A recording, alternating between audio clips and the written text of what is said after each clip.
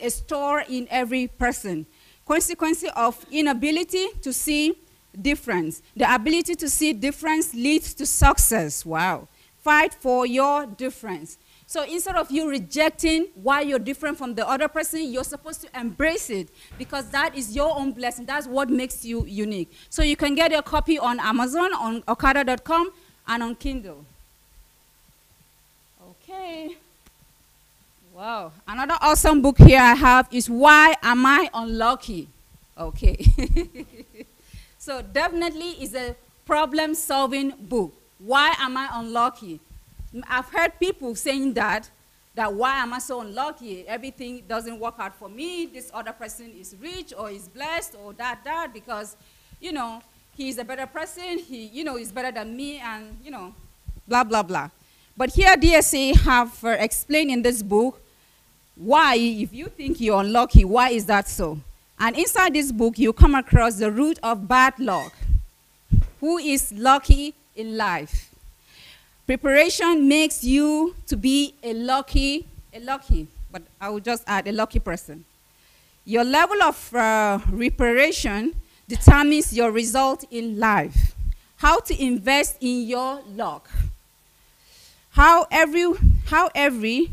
everyone can make themselves lucky. How to get rid of excess. Lucky people are lucky because they follow principle. So if you think you're not lucky, probably or not probably, it's because you have not been following the right principle. So you have to put yourself out there and look for what principle can make you to become a lucky person. What are the principles that will make you lucky in life? Okay, here we go. The principle that can turn around your unluckiness, you will find it in this book. Next is good preparation is better than waiting for miracles. DSA has been teaching this for over 6 months on not to believe in miracles. We have way past that. And I am so happy that I know DSA that he has explained why we should not wait on miracles. This is not just a myth. He has explained this. He has hours of teaching about do not believe in miracles. Instead, you should invest in principles.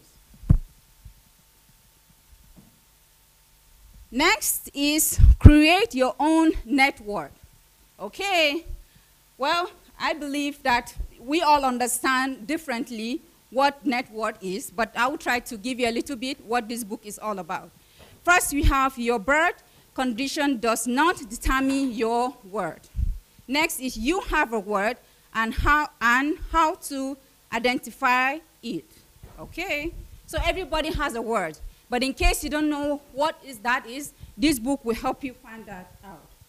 You can create your own network through time investment.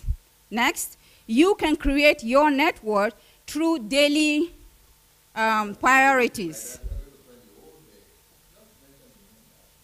Okay, I'm just trying to give them, to entice them.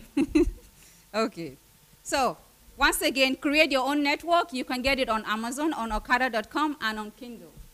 Thank you.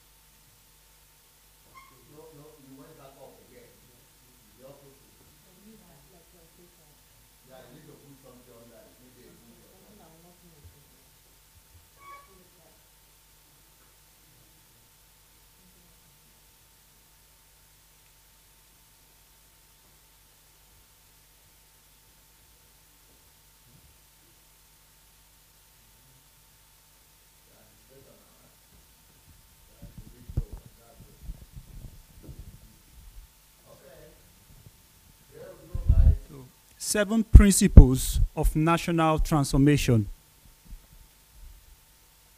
So, you remember what we started with a scriptural basis, right? Yes. So, you got that that teaching. We did a good job. So, now we are saying, what are the principles that we can use to bring about this national transformation? So, that means like topic 2.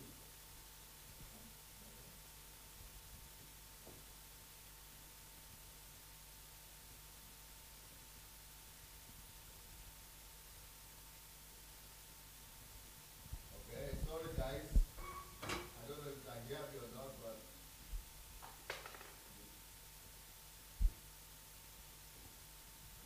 we need to get the microphone.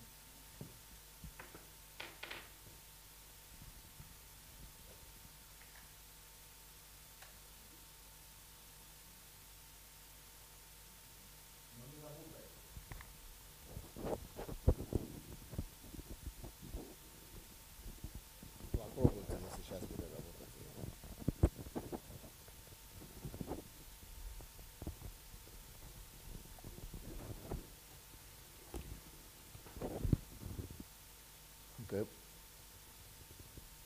Okay, I hope the battery is working now. So, 7 principles of national transformation. This is the second topic we are doing now. So, Mr. Chris. 7 principles. Sorry, let me welcome everybody that's watching us on Facebook. Hello, everybody. Here we are in the classroom, continuing the HMT, History Makers, which is, what was the topic of the History Makers?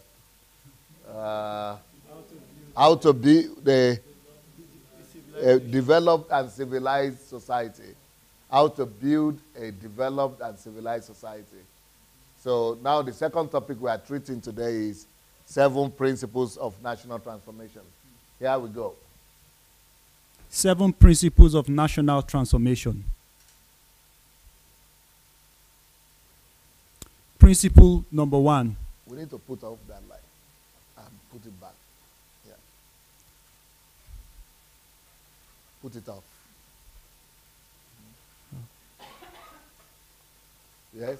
Principle number 1. The transformation of every person's heart through righteousness of both rulers and citizens. So the first principle that we need to apply to change a nation, if you want to change a nation or transform a nation, you have to start by knowing this first truth. The first truth is that only a changed heart or a transformed heart, or what are you people, what's happening? Only a transformed heart through the principle of righteousness can change a nation. And the best way to change a nation is to target the transformation of the heart of both the rulers and the citizens. What does that mean? That means that, there are different ways we could transform somebody's heart.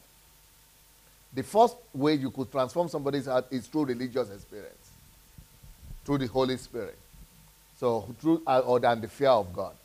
So, if people get to know God and fear Him, they will be able. Their lives will change. That's how our lives will change. But you will also discover that there are people in the West, in the Western world, for example, who are not born again. But then they have different hearts. They are not corrupt. And they are not cheating. They are not going by the system or something. Well, how does that happen?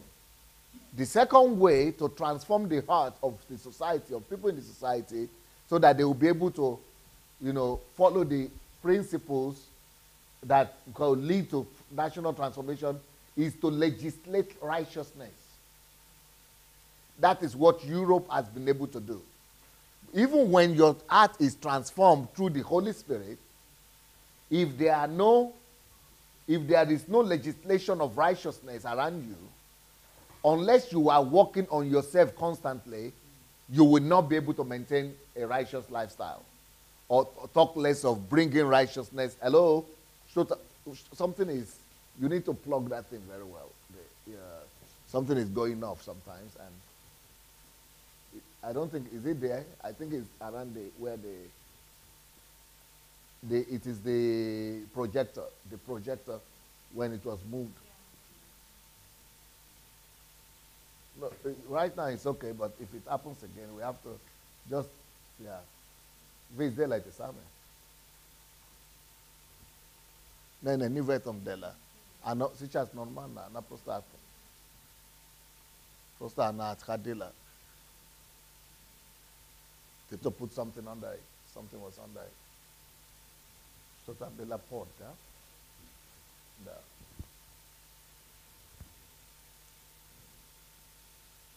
So the whole idea is, it is only a transformed heart that will be able to build a transformed society. So if the people in government don't have a transformed heart, they will not be able to transform the society.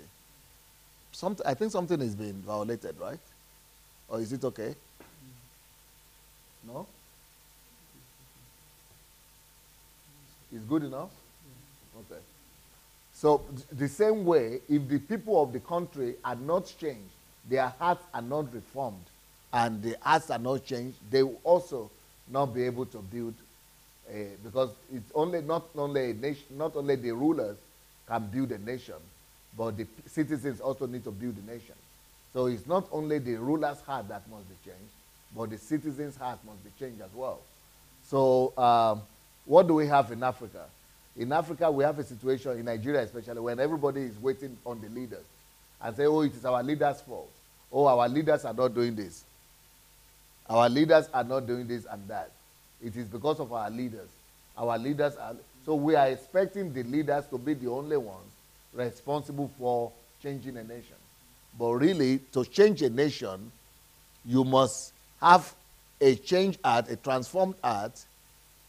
Yeah, a person's heart must be transformed, both rulers and citizens. Because let's say, like now in Nigeria, we have a situation whereby everybody agrees that we have a ruler that has righteousness in his heart, that is righteous. Or Buhari, even his opponents say he's not corrupt. So he's righteous, but that is not enough to change a nation. Even if Jesus Christ will become the president of Nigeria, until the citizens' hearts as well are changed, there is nothing he can do. There is nothing anybody can do when it comes to national transformation until people's hearts are changed. Both the heart of the leaders and the citizens. As a matter of fact, sometimes it is even more important for the hearts of the citizens to be changed because they are more. And they are more everywhere than the leaders. So the principle of righteousness is what exalts a nation. It could be through religious righteousness or through righteousness by principles. And we are going to see, and I'm going to pay much attention to legislating righteousness through principles. Or sometimes it's not through legislation of righteousness. Sometimes it is through propagation of righteousness. And I'm going to show you do you legislate righteousness, or how do you propagate or infiltrate the whole society with righteousness. I'm going to show you now. Because I know that it is not real for everybody to experience religious experience of being born again, for their hearts to be changed. But even if they do that, there is no guarantee that they will maintain it. Because even Christians who have experienced change of heart, they are engaged in corrupt acts. Because there is no legislation of righteousness. And the propagation of righteousness that we have in Africa is only from religious point of view. Hello? Shota vitroga ititam. Shota. Yeah. Astaroj akurat.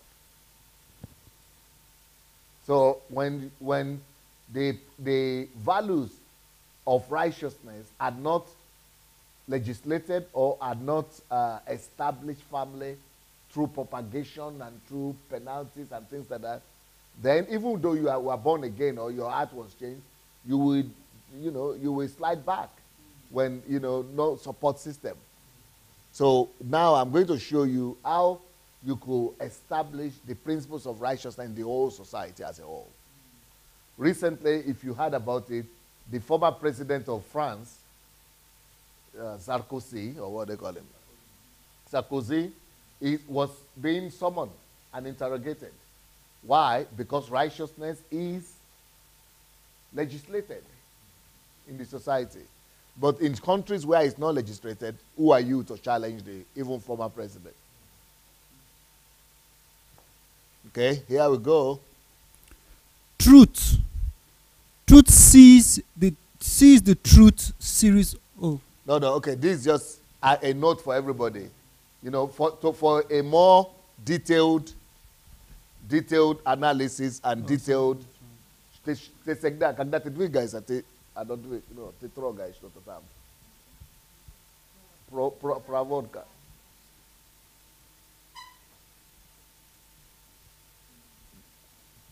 So I want for you to get more knowledge about the Truth series, please go and look for the Truth series on YouTube.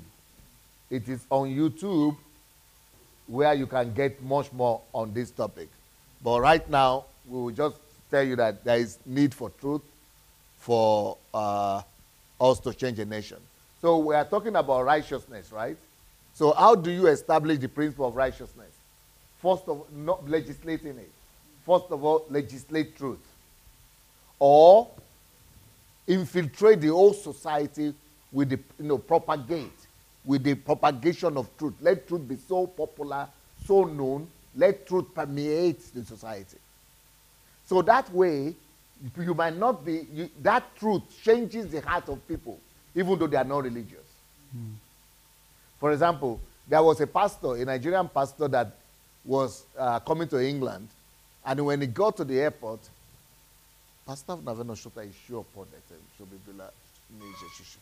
when he got to the airport, they were asking him, what are you coming for? All kinds of questions.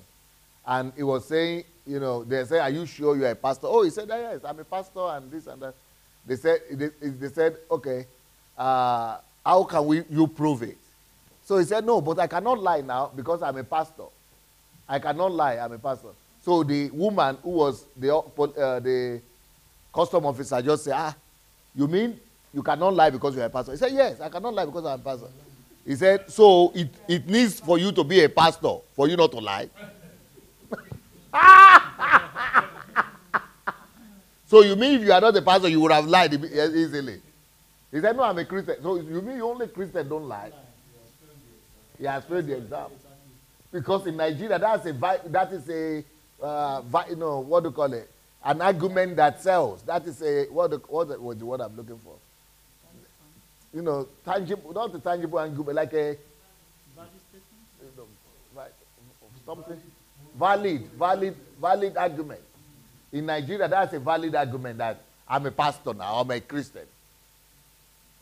But to an English woman who is not a Christian at all, she said, why should you need to be a pastor before you will not lie? I think because you are a human being.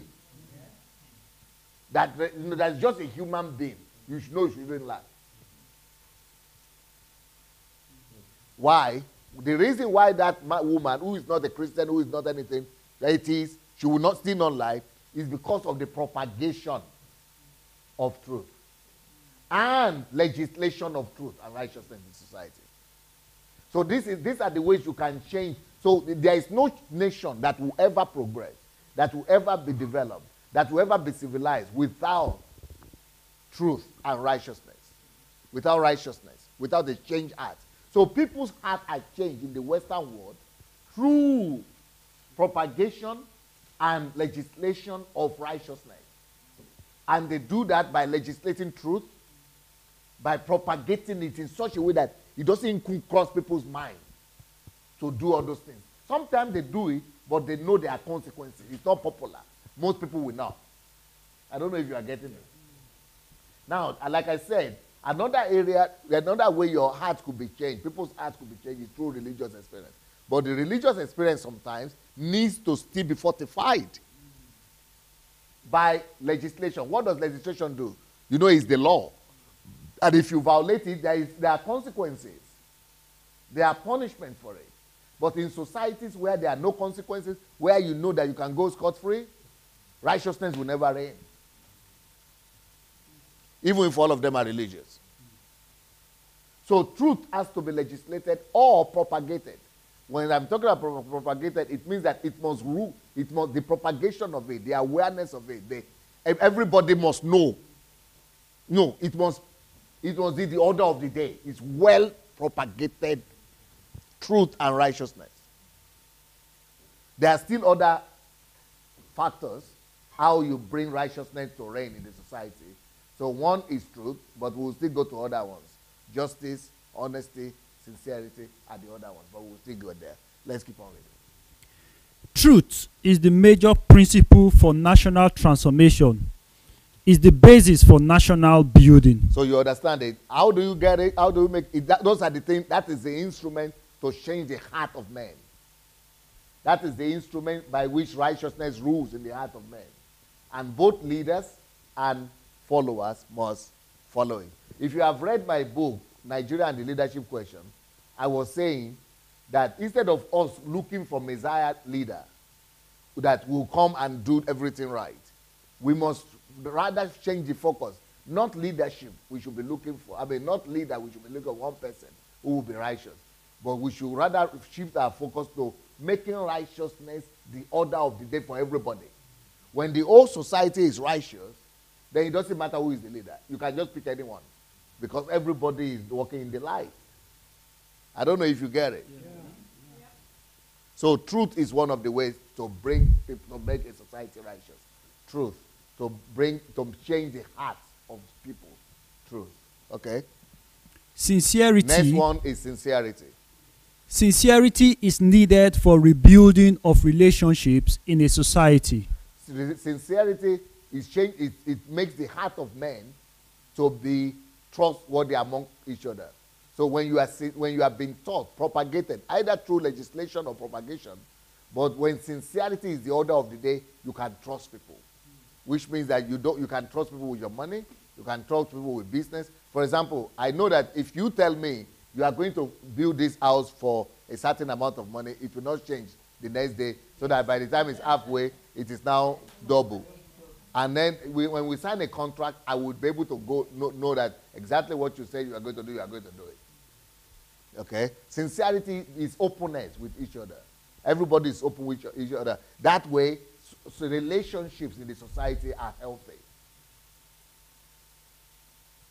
So that is part of righteousness. Truth is a part of righteousness. Sincerity is a part of righteousness. But those things don't come automatically just because you are a Christian. So somebody might say, only Christians can change the country. No. If they are Christians, but these principles are not ruling in their hearts and their lives, nothing will change. But if they are not Christians, but the principles of righteousness are ruling, that is how things will change. They are more Christians than those ones who are doing religion. You see, we must be able to separate between religion and Christianity. What makes people Christians is not the religiosity. Hallelujah, hallelujah, hallelujah. Yes, on one, there is a way, there is a road the Spirit of God plays. It comes to change your heart instantly. But the things that will sustain and change it permanently are the principles. Okay, next one. Honesty. Honesty is connected with the attitude of the heart of each individual citizen. Yes, so that's another part of righteousness. So there are things that make righteousness to be the order of the day. There are things that make righteousness to reign in the hearts of men. One is truth, one is sincerity, one is honesty. Honesty means even when there are nobody there, you are being taught to do everything right. You are honest with yourself. Sincerity is more in relationship to other people, with other people. Hello, shut up, what's that? Sincerity is in relationship with other people. But honesty is relationship between for your own self. Okay? Go ahead. Honesty is Oh, sorry, we did that. Oh, okay, we wanted to show some videos that will be able to portray this. Why Africa is poor with most mineral resources and Europe without natural. Okay, so that's the same principle I was talking about the other time, the other retreat. You know, so let's take example of African countries where righteousness has not been established. But we are more religious than Switzerland.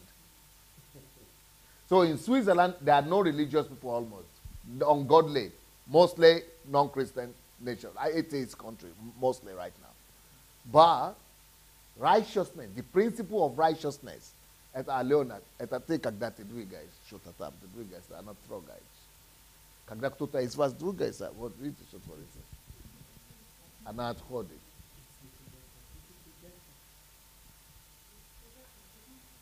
Что-то Игорь что-то там исправлял. Он что-то там исправлял. Вот когда он придет, пускай сделает заново. Anyway, so Switzerland, for example, will not steal your money, even if they see it in the restaurant. They will take it to the police. But in Nigeria, even if you don't, it's not lost. They will go up and find it and take a gun to. Why? Even though people are religious, but there is no righteousness. But people are not religious in Switzerland, but righteousness has been, one, propagated as, as saturated the whole society. Secondly, it has been, what legalized, or what did I call it? Legislated. It has been legislated. So much that, righteousness is the order of the day. So that is why wealth will always move from a country that is not having righteousness to a country where righteousness is. Because everybody that has money wants his money to be secured. So they would rather take it from Africa and bank it in Switzerland. Why? Righteousness is the difference. So what are the principles of righteousness? Truth, honesty, sincerity, and was it the three I gave? I gave three, right? Yeah. So that's righteousness. Truth, sincerity, and honesty. And so, like I said, that change of heart, that righteousness can come through religious experience, but it must be maintained through legislation and through propagation. So Switzerland is #1 country in the world that's uncorrupt country. Yeah. But Nigeria is one of the last country as corrupt country. Why? Where there is no righteousness, corruption rules. Even though everybody is religious. But it still was the most corrupt. Righteousness, there are ways that, we should pay attention to righteousness, not just as a religious experience, but as principles of truth. That is why Jesus Christ, when he came, he was always teaching. Why? Because those are the principles. Okay? Justice. So another thing that, apart from righteousness, another thing that must be legislated or propagated is justice. Righteousness, then justice is another thing. Okay? Yeah, justice. Justice. So these are any nation that wants to be civilized, any nation that wants to be developed, must be based on these principles. Like I just showed you now, why righteousness is good for a nation. The example of Switzerland. And lack of it, Nigeria. So righteousness is necessary for a nation to be developed and civilized. Justice is another very vital principle. The second out of the seven that the second one that we're going to look at. So justice is another vital one for righteousness to rule. For a nation to be developed and to be civilized. Okay. Justice is the basis upon which equity, fairness, and balance is built. So what does justice bring? It brings equity between people. It will not be like we have, like for example, if you go to Nigeria, You have people that are fabulously rich and wealthy. They live a lifestyle that is. But the next person, down the street, is totally the opposite. But in the West, even though there are people who are wealthy too, but you don't see such a big dichotomy, such a big difference because of equity. Because in Nigeria, 2% of the population is controlling the whole thing. And maybe just 2% of the wealth is going to 98% of the citizens. But in a country where justice reigns, there's equity. Even if there's going to be gap, it's not going to be too wild. I don't know if you get it. Then there is fairness. So you know that nobody can just take advantage of another one. Nobody can go to court and say, because I am this and this, I'm a big man, so I can just violate any law I want. You know that you cannot just do anything you want. There is fairness for everybody. So everybody has to behave. That's why justice is needed. And then there is balance in everything. So justice, without justice, a nation cannot be developed and civilized. Lawyers in the United States.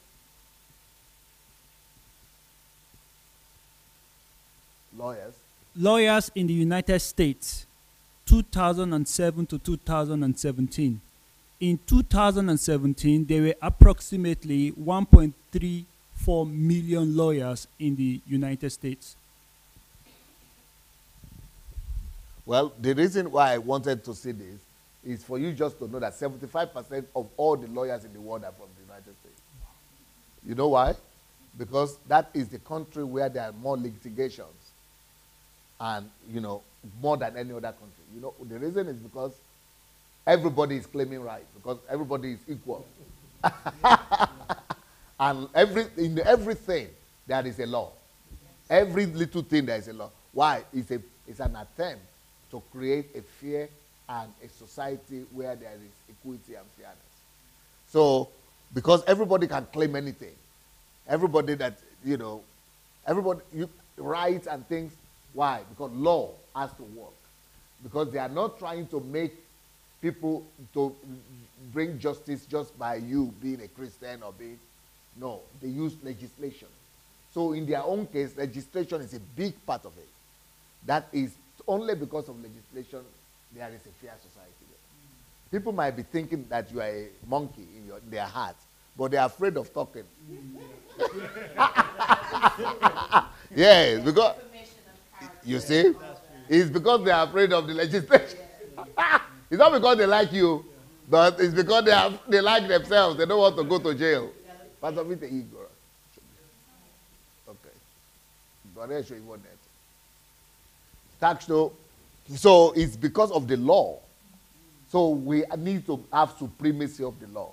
It helps us to establish both righteousness and justice. Matthew 15:19. For out of the heart proceed evil thoughts, murders, adulteries, fornication, theft, false witness, blasphemies. Now, this is the superiority of changing the heart itself. But when you can really make people to change the heart, it's even better than the legislation. Because the legislation, he can still have it in his heart, but not do anything bad because of the legislation. But when the propagation, that's where propagation is better. Because the propagation will inform him and make him to be able to take a conscious decision. So that's the difference between legislation and propagation. The propagation is through information. So you take an informed decision rather than just being afraid. Legislation makes you afraid. Propagation makes you to take decision, to be informed, to have a different heart. And that is one that is superior. Because then you don't want to do it because your heart, you take the decision. Yeah. Transformation of a nation. If it's going to be lasting and enduring, must be based on justice. Because from the heart comes every evil thought. Justice. So justice, righteousness, justice is another one. If you want to change a nation, justice must Because from the heart, we already had that. Okay, so there is another example here. Germans are submissive in their country, but not always everywhere else. Germany is one of the most submissive countries in the world, one of the most organized and obedient countries in the world.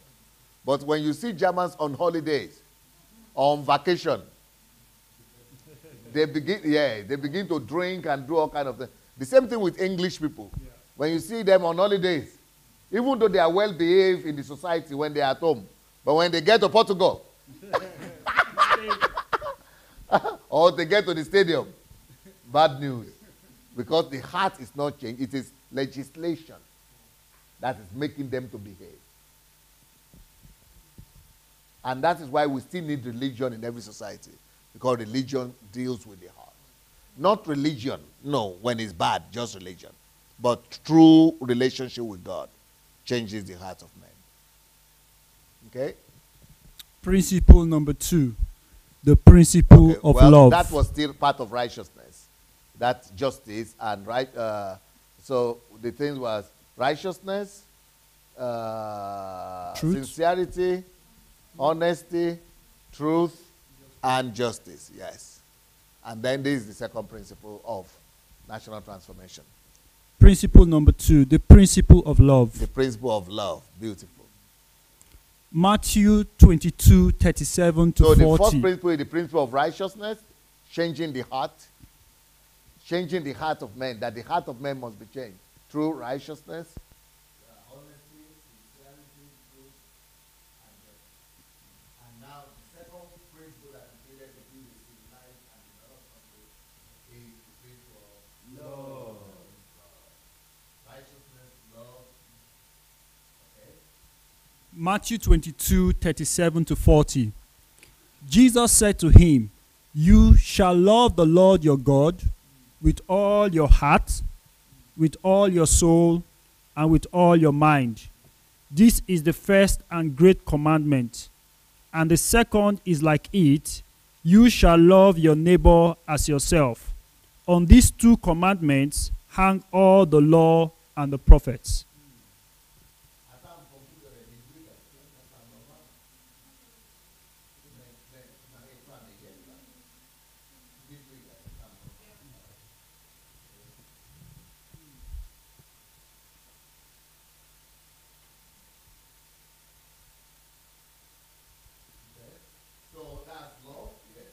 We must teach every citizen to respect the land. Now, why do we need love in national transformation? When you can, if you can also use the principle of propagation and legislation. If we, one of the greatest things we could do for our country is to legislate love.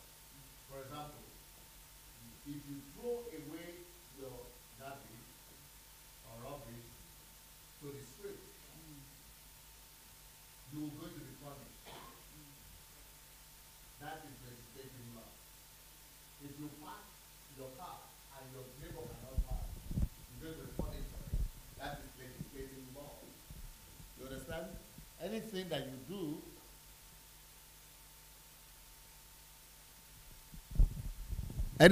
you do, that is going to jeopardize the goodwill and the well-being of your neighbor is not love. And when you know that you'll be punished for it, not like in Nigeria, you still put your car in the middle of the road, everybody is saying, pam, pam, pam, pam, go. You say, what's your problem? No, you are a big man, nobody can say anything. So it's not legislated. Then you say, apart from legislation, there is still propagation. So love must be legislated and propagated, and so that it will be assimilated by the whole society. That is how there is respect for everybody. Also, love must be legislated so that when you sign a contract or you give your job to anybody, come and do renovation here, you know if they will do it to the best as if to themselves. If they don't, they could be punished for it. That is all the reason why U.S. is the country with the highest number of lawsuits. Because over there, if you don't want to make you don't do it, but then you will pay for it. That's why all the lawsuits, because legislation it is legislated. So for us to change a nation, love. So these are things for us to put at the four corner of the country. Righteousness, love, those things bring order. They make the country to run properly. Through legislation and through propagation, then there is order, there is respect for everyone. Then on the basis of that, productivity can now come. Development and civilization. Okay, let's continue. We must teach every citizen to respect the land. The same thing, the same way I just gave example now about how to love your neighbor, the same way we must legislate and propagate and teach every citizen to love the country or respect. Respect is part of love. Hosea chapter 4 verse 1. Hear the word of the Lord, you children of Israel, for the Lord brings a charge against the inhabitants of the land. There is no truth or mercy or knowledge of God in the land. You see? So one of the best things we can all do for our country is to legislate truth, mercy, all those things, justice, knowledge of God in the land, that righteousness. If we could establish these things,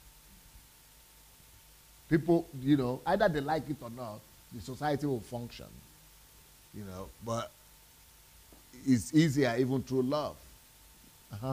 Genesis chapter 3, 16 to 18. To the woman he said, I already told you about that, right? Yeah, we already, that's about the land, the need for the land, because the land was caused. Okay, here we go. Citizens must respect one another. I need you and you need me. That's the principle of love. I need you, you need me. So we all need each other. So that's the basis upon which the law of love must be based. And if you think you want to take advantage of me, then you will be penalized for it. Respect is love in action. You see, respect. I use respect because it's part of love. That is action, practical love. We must have mutual. Yes? We must have mutual responsibilities, respect of rights and property, honor and respect for life and individuals.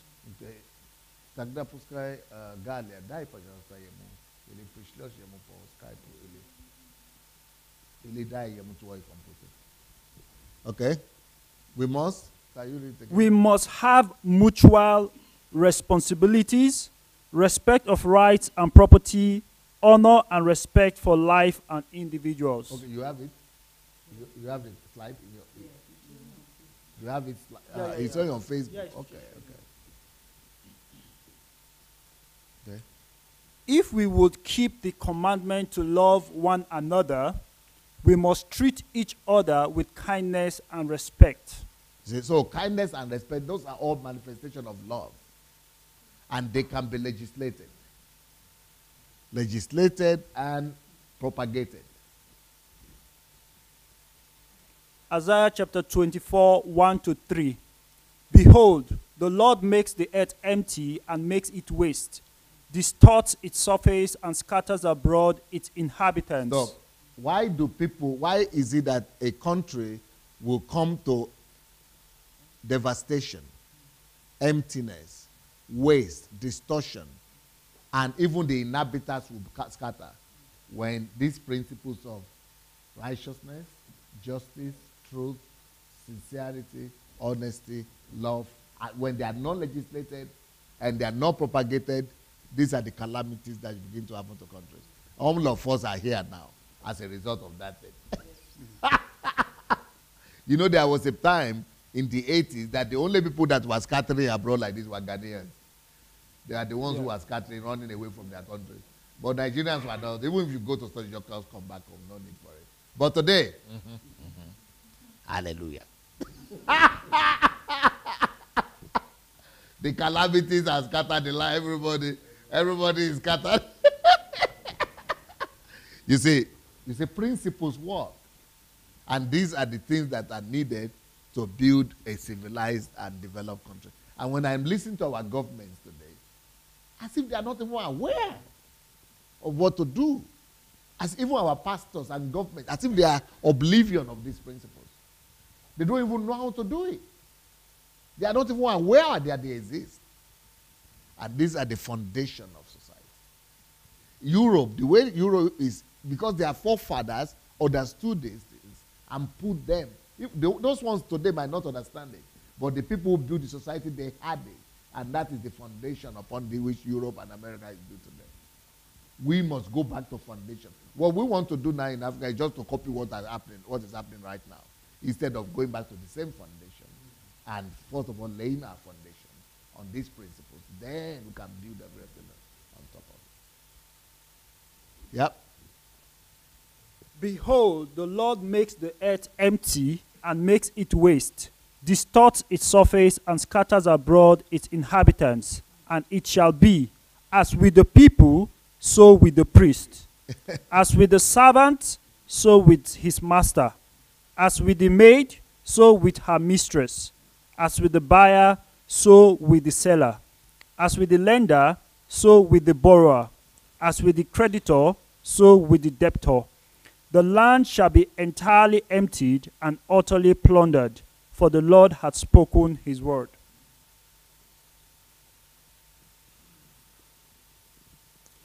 As Isaiah 24, 4-7. The earth mourns and fades away. The world languishes and fades away. You see? Why does the tragedies, calamities, mourning happening? Because of lack of these principles. The haughty people of the earth languish. The earth is also defiled under its inhabitants. Because lack of righteousness, love, justice, honesty, truth, all these things, they make the earth to be defiled. They're defiling the earth. Because they have transgressed the laws, changed the ordinance. You see, transgress the laws. Those are laws of justice, truth, love. Yeah. Changed the ordinance, broken the everlasting covenant. You see? Therefore, the curse has devoured the land, the earth. Everything is explainable. And those who dwell in it are desolate. Therefore, the inhabitants of the earth are burned. You see, for example, now in Nigeria, people who are living abroad, we're sending all kind of money home. In fact, right now, the amount we are sending home is more than the amount they are getting from oil. You think there is any change? Because the changes must be in values for us and in principles. Until those things are addressed, send any amount you want. You are sending into a hole. Yes, go ahead. Therefore, the inhabitants of the earth are burned, and few men are left. The new wine fails, the vine languishes, all the merry-hearted sigh. Not be me right now. I didn't write that though. Number 3 principle of national development transformation. Principle number 3, the role of foresight. Before any country could be truly developed, there is the need for foresight. Foresight. So we have talked about the most important one, the change of the heart through righteousness. The second one we have spoken about is through love. Now, the changing of nation through foresight. What is foresight? The ability to see tomorrow from today. The ability to see in the further future into 10, 30, 40, 50, 200, 150 years ahead of time. So that ability to see into the future is what will inform the decisions of today. Only when a society is led by people who have foresight, then that nation that has foresight is the one that rules the world. Nations that have gone to the future before the hundreds of years before the future arrives, they are the ones who have arrived into that future before other people are still trying to catch up. So until you rule a nation with foresight, you will always be running to catch up with the others. Okay, here we go. Principle number 3. Okay. The nation needs a permanent group of people So working. how will I address this as somebody if I want to change Nigeria? I need to set up a permanent group of people working to find and give foresight. I don't know if you get it. Of course, through research institutes, junior schools, etc. When I was growing up, they used to have junior schools, whereby they will separate students who are promising and put them in junior schools. Now they don't have them in Nigeria. But we need to go back to that, because it is through those junior schools that we are going to have people that will give us foresight in technology, give us foresight in intelligence, give us foresight in modernization, in politics, in finances, in everything. But we just rule them as why? Let everybody be equal. Okay. We are now equal now. And everybody is behind. They are not competitive with anybody at all. Foresight. And not just schools, but research. In Nigeria, everybody is starting university. Rubbish. If I'm to start something, I will start 2 things: technical colleges and research institutes.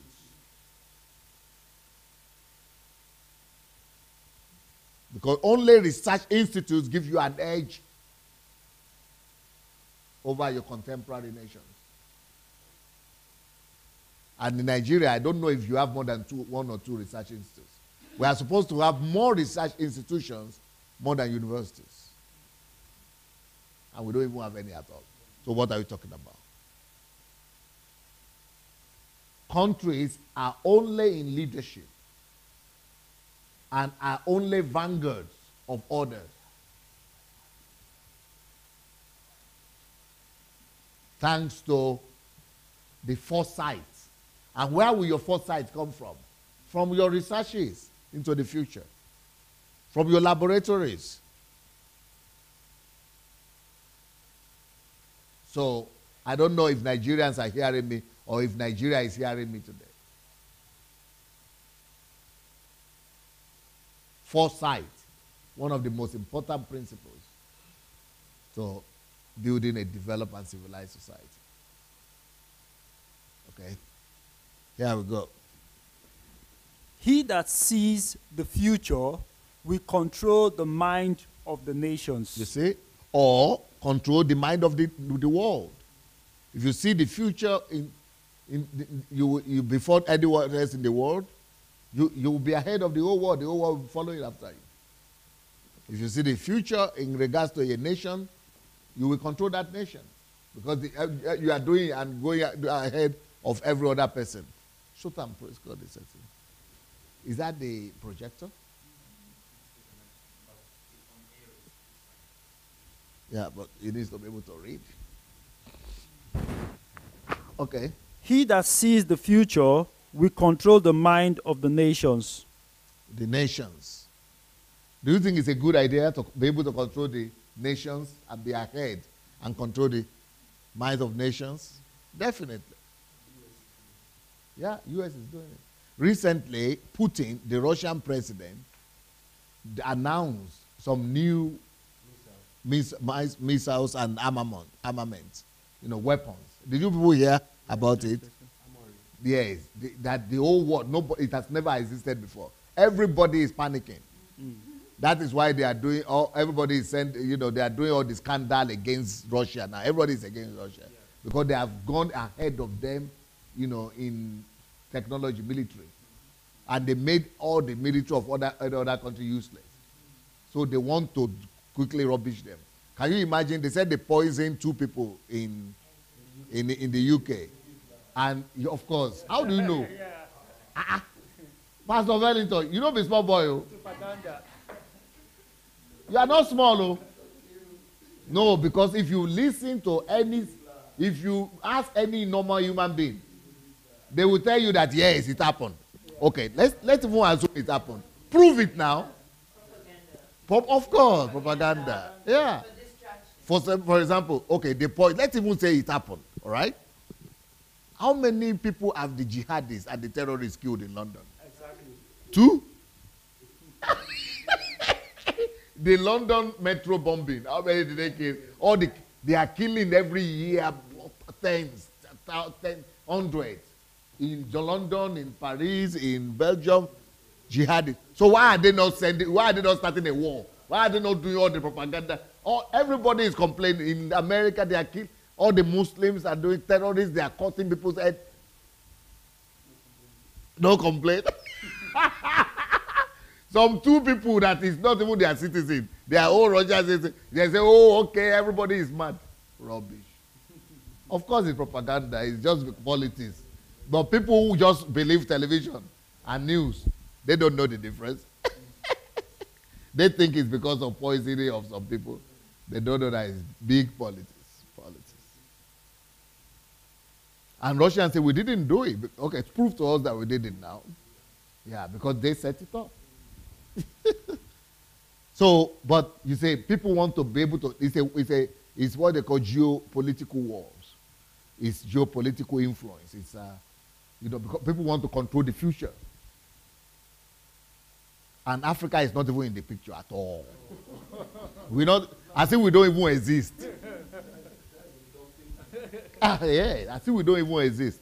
But I'm going to, by the grace of God, I'm going to change that because I know the principles. I know how things work. And I'm going to, by the time we set up 100, can you imagine, and I know Nigerians, if we could set up research institutes like this, because we have many people in Nigeria. That's one of the reasons I don't want Nigeria to divide. We have almost 200 million, there are plenty. So we are going to gather enough and put 100 research institutes like that. Put the brightest minds, take them from all over the world, and put them in different directions. So in technology, a whole research institute, we must have our own submarines. Then put another on aviation technology. We must have our own jets. Just put them there, let them be working there 100 years, 200 years, just researching the latest jets and the submarine that could be invented in the whole world. Then the latest, the biggest electronic industry, information industry, just be researching it. Put 10,000 people there. Let just be working, just be paying them salary. You see, I don't know if God will allow me to. I just pray that God will give me the opportunity to be able to get out, to get to that country, because I know what to do, guys. But I'm telling it to the world right now, at least to our people. Maybe somebody will hear.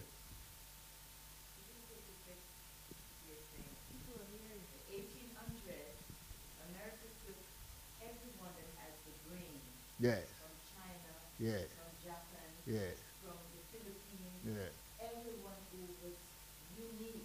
Yeah. They took the ones that had no That's why they have the edge. Yes. They took everybody. That's why they have the edge. Manipulate. Yeah. They have the edge because they took the best brain.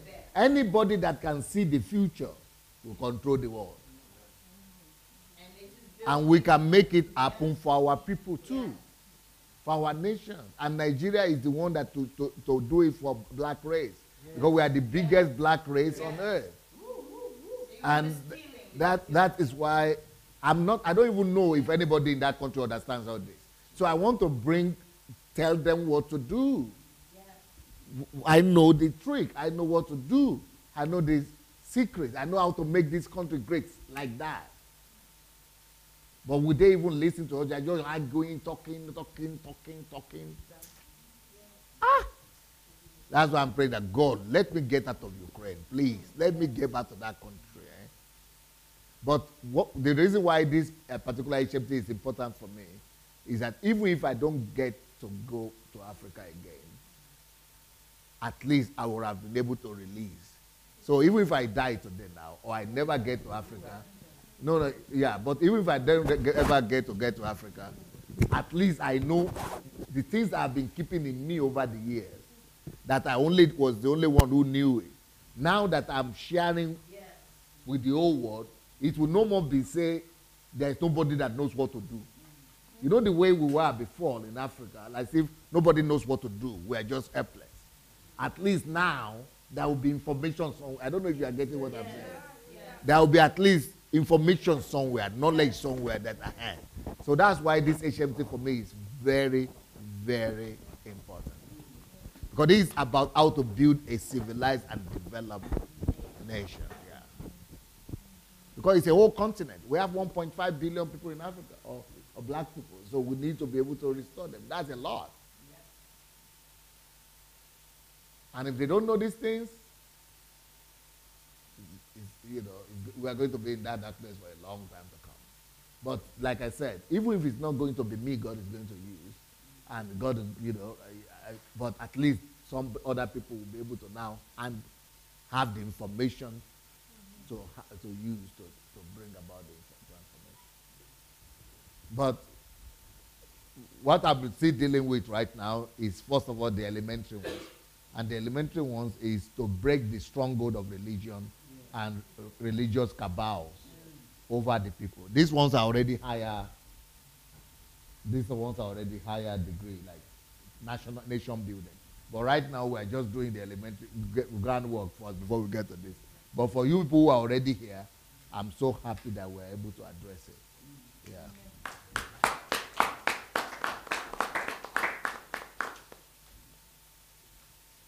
How it works. Yep.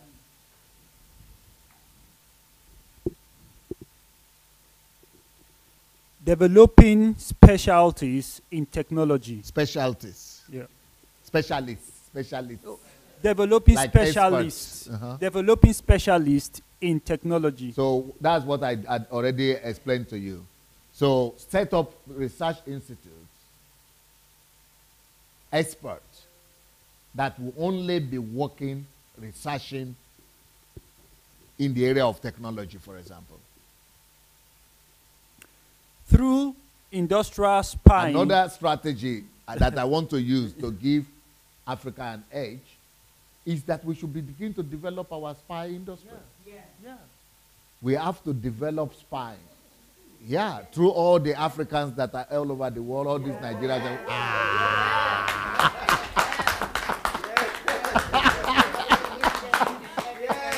There is no way for us to catch up with the West. Without the Exodus 12 strategy. I'm taking it from the Bible. Somebody said, but he's stealing. Well, spying? You think he's stealing? Well, accuse God first. Challenge him first. He started it. I'm just copying him. Yeah, he started it. He had spies. He sent them ahead. So if we, it's a biblical principle. It's biblical. So if we want to catch up, there is no way Nigeria right now will begin to come up with its own idea of building submarines.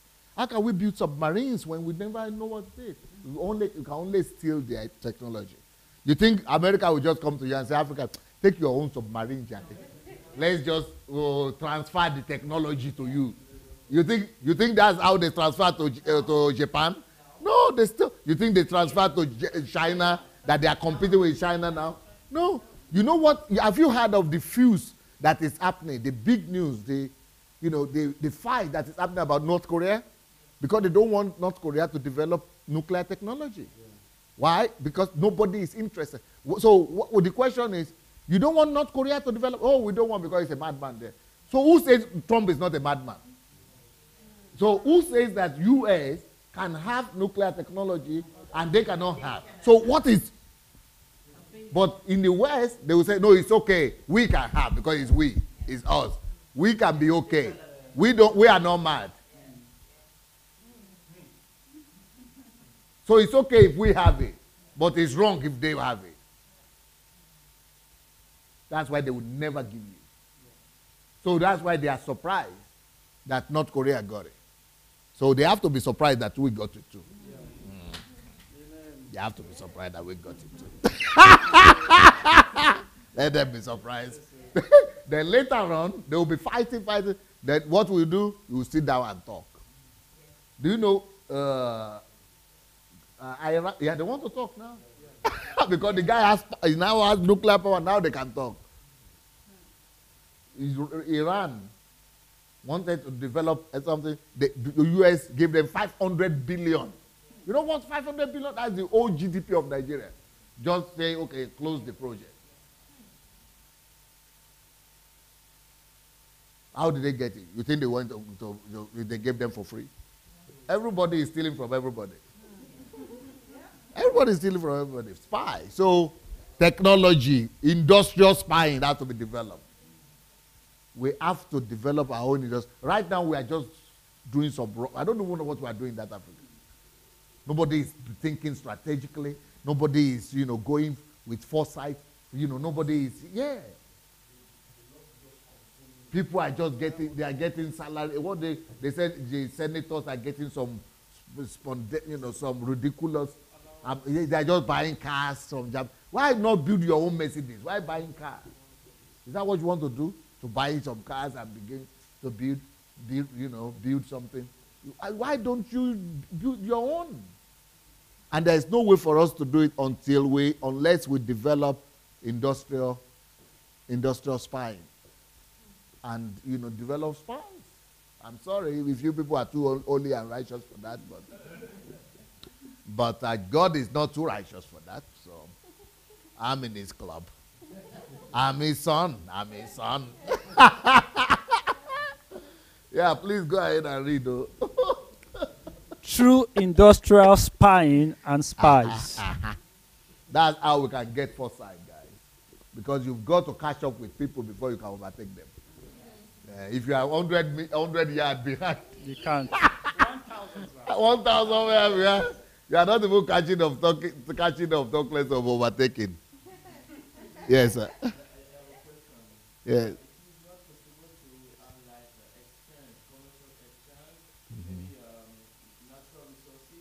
Yes. Yes. Yes. Yes.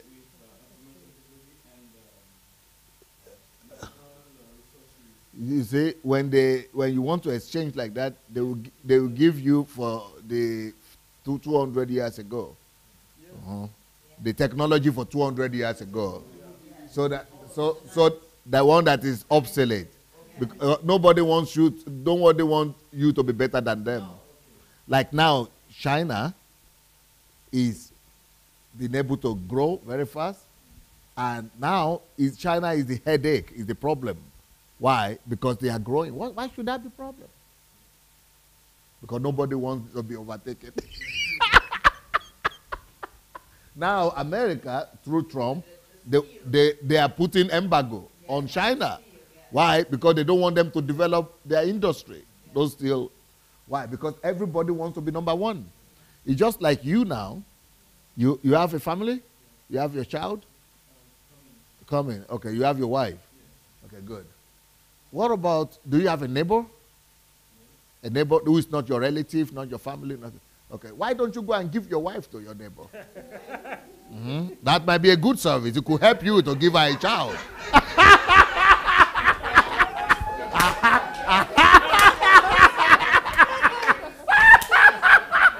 Yeah, I have to help you. He will give.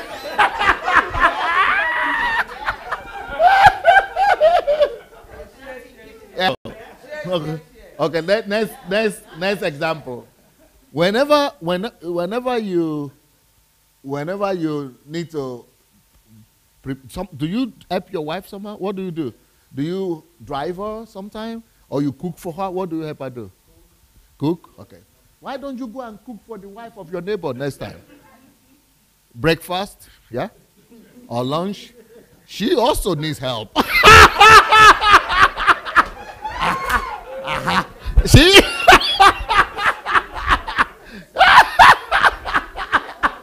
She also needs help, huh? But you don't go to do that.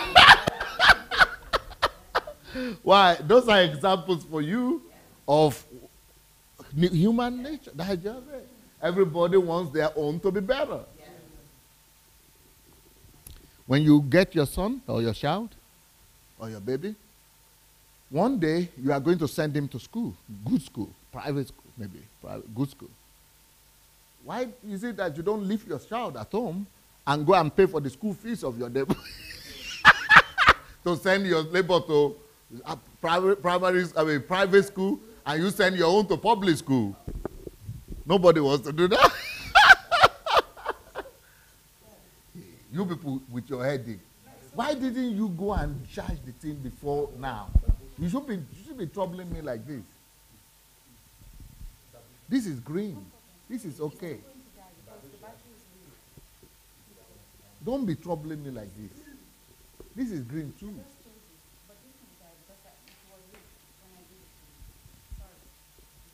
But Igor just came to change it. Yeah, I only change this one and put the new one here.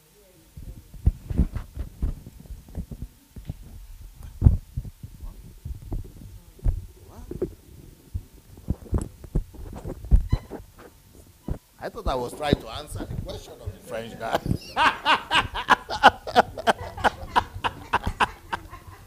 I didn't know they were cooking up their own problem for me.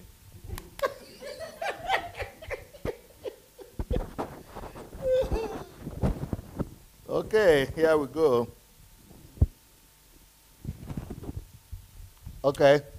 True relationship with other nations. So another way we have to do that spying thing is through relationship. You understand? True spiritual search and direction. Okay, another way we could also get foresight. First of all, it's through spying, through research institutes, through relationship with other nations, and through spiritual search and foresight. Now, if you go to Israel, Israel uses this principle very well through spiritual search and direction. They go and decode the Bible. It's basically what I'm doing now. These my teachings, they are not teachings you will hear anywhere. These are also spiritual decoding. So spiritual decoding, it could also give you an edge over other nations. In Israel, they use that a lot. And through decoding the Bible, they get directions and ideas that other nations don't even come close. So it gives you foresight and advantage. Yep. Developmental vision before schools, university, to search for future progress. Yeah. So, for example, we have educational institutions, tertiary institutions, but we don't put developmental vision before them. So there must be schools. You have public schools, right? That's okay. Those are just for normal people. But you must have special schools where you give developmental visions before them. For example, you collect 100 universities and gave them an assignment. This your university, in the next 20 years, you must produce the fastest computer in the world. This university, in the next 20 years or how many years, you must produce the best computer in the world. You must produce the best camera, the best things. You must be. We are not giving assignment to schools. What our schools right now are doing is just educating people. We are not, we must turn our schools and institutions into institutes of implementation of national developmental programs. I don't know if you understand what I'm saying. We must have what we wanted. We must understand what we need for the future, and we must make them to work to implement them. That is why you have all these, what they call Ivy League colleges. That's what they are doing.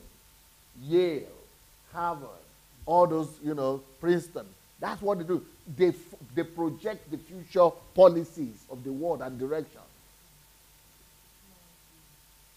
But our own, just come and get admission and pass and get paper. And go and look for a job. So I hope that all these ideas will get to the right hands in the future. Okay? Foresight through planning. If you don't plan, you plan to fail. Isaiah chapter 42 verse 9. Behold, the former things have come to pass, and new things I declare. Before they spring forth, I tell you of them. That's foresight right there. That is foresight right there. I'm planning. So we must use foresight to plan. There is no nation, I mean, if that wants to be ahead of other nations, that should not have 200 years plan. I am having 200 years plan for Nigeria. That is my own idea. That Nigeria must have 200-year plan, 500-year plan. Then we are ready to talk. But right now, they are just talking about 2020. When is 2020? In 3 years' time? Do they joke? Even me, I'm having 300 years plan for my own life. You are talking 3 years, 220. Are you a joker? That is how you plan according to foresight. You project yourself into the future. At least you must plan for a century ahead. Or 2 or 3 days, centuries. But thank God I'm having this HMT, because I don't even know where will I have had the opportunity to even release all these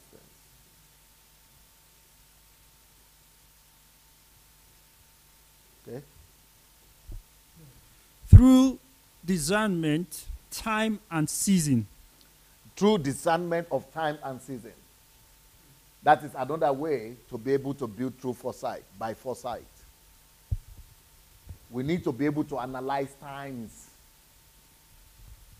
and seasons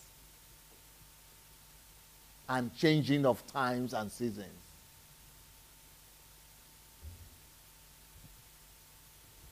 Yeah. First Chronicles 12, verse 32. Of the sons of Issachar who had understanding of the times to know what Israel ought to do. You see? It is the information and the understanding of times and seasons that informs you of what to do. You remember Jesus was saying that you foolish Pharisees and scribes, you know when this sun is supposed to come, rain is supposed to come, and you don't know times and seasons? That is a key factor in projecting the future. Okay? Now is the time. Yeah, read stronger. Now is the time. Okay. Principle number 4. I'm sure you people like that third principle, eh? Yeah. Foresight, okay. The root of national problems. That is principle number 4 in national development and national transformation. What is this? What does this mean? Every nation, if you are building a nation, you must know that the root of national problem. Now, why is that important? If you don't know the root of any problem you have, and the root of national problem, any nation's problem is always one and the same. But if you don't know that, you will begin to think that the root of your nation's problem is one tribe, is the Igbos or the Hausas. So in Nigeria right now, because they don't know this principle, that the root of national problem is not tribe, can never be tribe. You should settle that forever. Whatever problem you are having in your nation, the reason for it would never be and can never be because of one nationality or the other. Our number 2 thing you must also know is that the root of your national problem can never be a group of people. You know, Fulanis or Hausas or this, and it can never be religion. But once you begin to slide into thinking that the problem is the Muslims, you self-destroy. It is the fastest strategy to captivate. You know, you will be fighting. You are distracted. You will never focus on the national development. You are putting yourself backward hundreds of years before. You are the whole country is like you are running in a 100-meter dash, and you are now saying, "No, I have trouser problem," and you are sitting down to fix a track. You should always know that, because once you begin to think that there are some groups of people that are the bad, it is shooting yourself in the feet. Because you are not going forward, you are going backward. So two things you should never, you should know, first of all, that the root of national problems can never be other nationalities. Because that's where you just be fighting one another, you never go forward. You are not going forward, they are not going forward. And the root of national problem can never also be religion. Otherwise, you just be suspecting each other, you be fighting each other, you never go forward. So what is the root of national problem? It is sin and iniquity. Only that. Lack of righteousness. If you can fix that, that's the only thing you should focus your efforts on. What do I mean, lack of righteousness? That is those things we have examined. Lack of love, lack of righteousness, lack of truth, lack of honesty, lack of justice. Those are the things to fight. So it doesn't matter if it's Hausa or Igbo. If he's having, if he's having righteousness, if he's having truth, if he's having honesty, if he's having justice, do you care? Who cares? If it's Igbo or Yoruba or Hausa or Fulani, if he's having justice, righteousness, what is my problem? Those are the issues we should be addressing. But when they begin to make you think it is nationality or religion, you are blind to justice, to values, to the most important thing that are important. You will not be seeing that, you will be seeing enemy in that. Why you are getting more corrupt? Why righteousness is falling by the road? Truth is being destroyed. Everything is being destroyed. You'll be destroying one another. And so the root of national problem must be defined. So, for example, in my country, Nigeria, the other day I saw, they said all the South governors are meeting together. And why are they meeting together? So that we will go and, they want to disagree with the northern governors who say they don't want the reconstruction. So we want reconstruction, or what is it, structure or something? Restructuring. We want restructuring. We want restructuring. They don't want restructuring. They are the bad ones. We want restructuring, and they said they don't want restructure. So let's go and fight them that they don't want restructure. We want restructure. As if it is restructure. When you are unrighteous, they are unrighteous. You don't have love, they don't have love. You are not honest, they are not honest. All that remains. So you don't love truth, they don't love truth. All that remains. You are thinking it is destruction. And then the pastors, they are going to say it is the Muslims. It is the Islamic agenda. Why righteousness, truth, honesty. It's been totally abandoned. No, Islamic agenda. You see rubbish that we are doing. Huh? You see rubbish that we are doing. So when will you be able to establish righteousness? Honesty, sincerity, truth, love, righteousness. When will you be able to, the things that matter, the things that make country to progress, when will you be able to put foresight? When will you be able to put it? Spies, things like that. When will you be able to come together in a concerted effort to be able to construct something when you are already saying it is you to blame? You shoot yourself in the foot because you don't understand the root of national problem. The root of national problem is only one thing: lack of value systems, or what we call sin or iniquity. Please. The root of our entire problem and the problem of any nation is sin and iniquity. Any country you go to, that's the only thing we all have in common. In national transformation, sins and iniquity regarded as the absentees of value system. You see? So, you might not always call it religious words, sayings and things, yeah. But there's the absence of things value like system. Righteousness, truth, love, justice. Yeah. Proverbs chapter 25, verse 4 to 5. Take away the dross from silver, and it will go to the silversmith for jewelry. When you remove all the dross, all those evil thing, I mean, lack of things. You have jewelry. Go ahead. Take away the Diamond.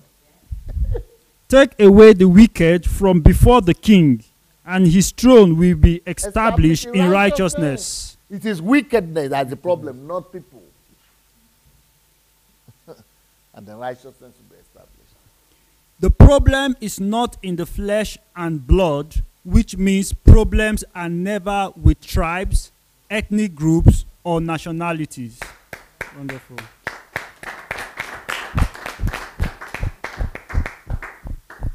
That's why when the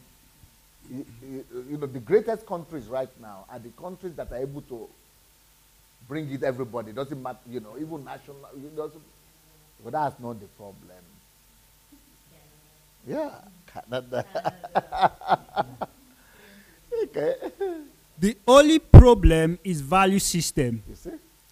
People are good, values are People bad. are always good. Their values might be bad because value system, because they are not established in righteousness. But people are always good. People are made in God's image and likeness. Teach them the right values and you will find out. Yeah. The only problem is value system. People are good, values are bad.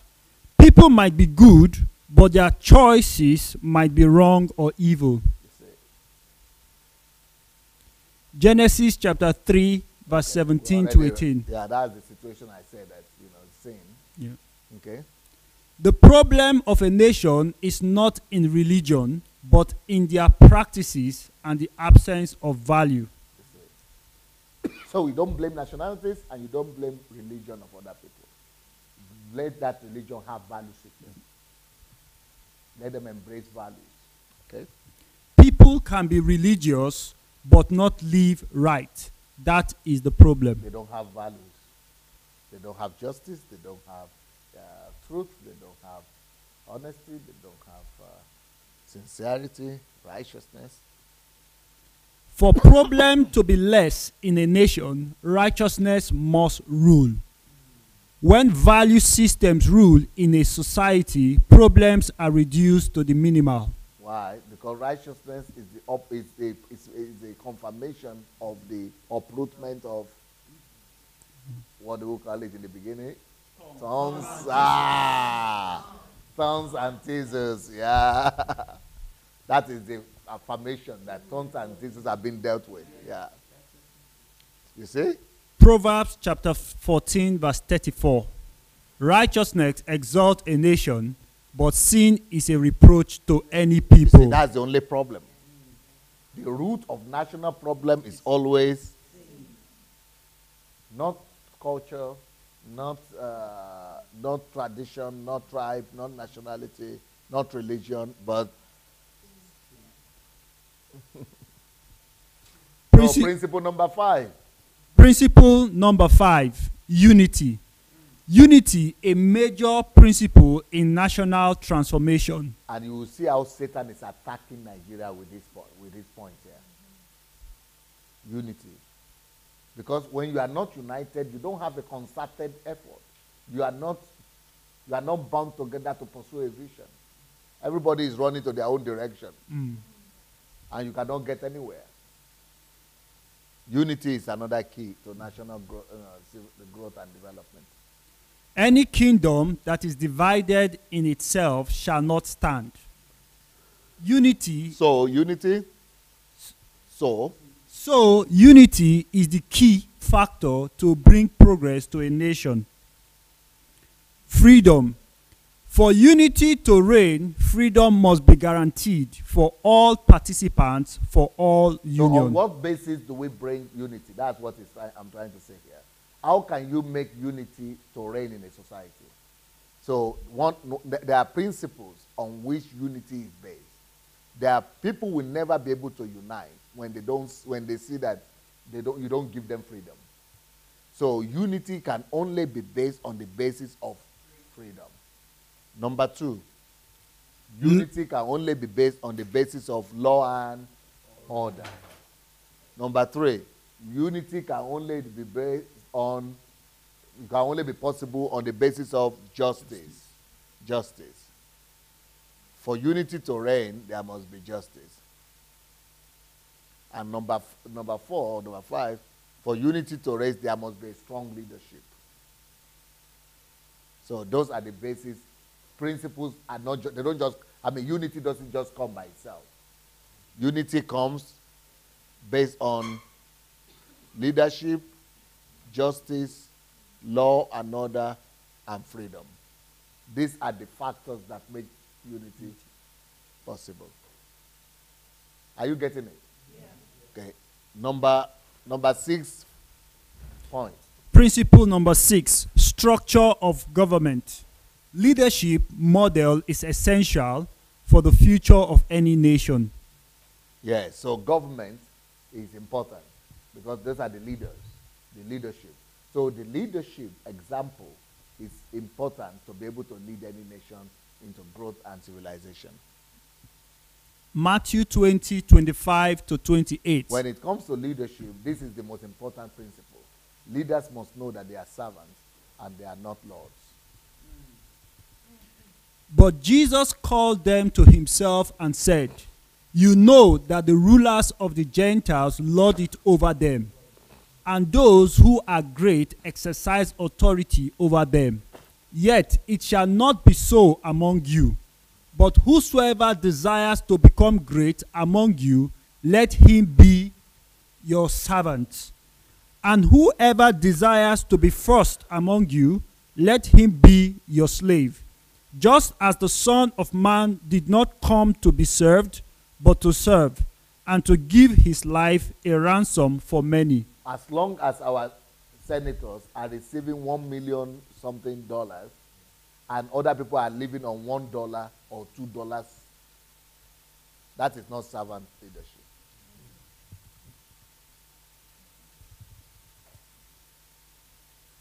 So we don't have leadership. And this is both Muslims and Christians. And these are the Hausas, Igbos, and Yorubas. Every one of them. It doesn't matter.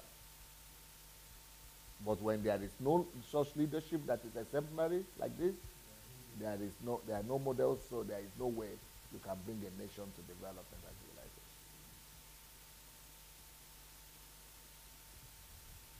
civilization. Political and economical structure of a nation affects the development of a nation. Yeah, so we must come up with a system whereby, whether you call it democracy or whatever, but the whole idea is that this political leadership and structure must help to facilitate all those factors that we have mentioned. Righteousness. That government is supposed to be there to affirm and establish righteousness, truth, justice, honesty, sincerity, and love, and vision, and foresight, and all these other things that we are talking about. The system of government must work for citizens to feel justice. Yeah. Every citizen must know and feel that, yes, there is justice for me. A key factor is for the citizens to believe in their leaders, trust. And when there is no such belief in their leaders, citizens will not be encouraged to do the right thing. Citizens would never be able to do the right thing when they know that the leadership are not doing the right thing. Yep. However, the beginning of trust is humility by the leaders. And that's why Jesus said, for you to be first, you have to be the last. When leadership speaks and pursues the truth, there is trust in the populace. Yeah, there are things that bring trust and the authority of the leaders to be high. First of all, leadership must be servant leaders. Thirdly, leadership must pursue truth and righteousness. Fourthly, leadership must cast vision. These are the things that make people to be able to follow leadership of the nation.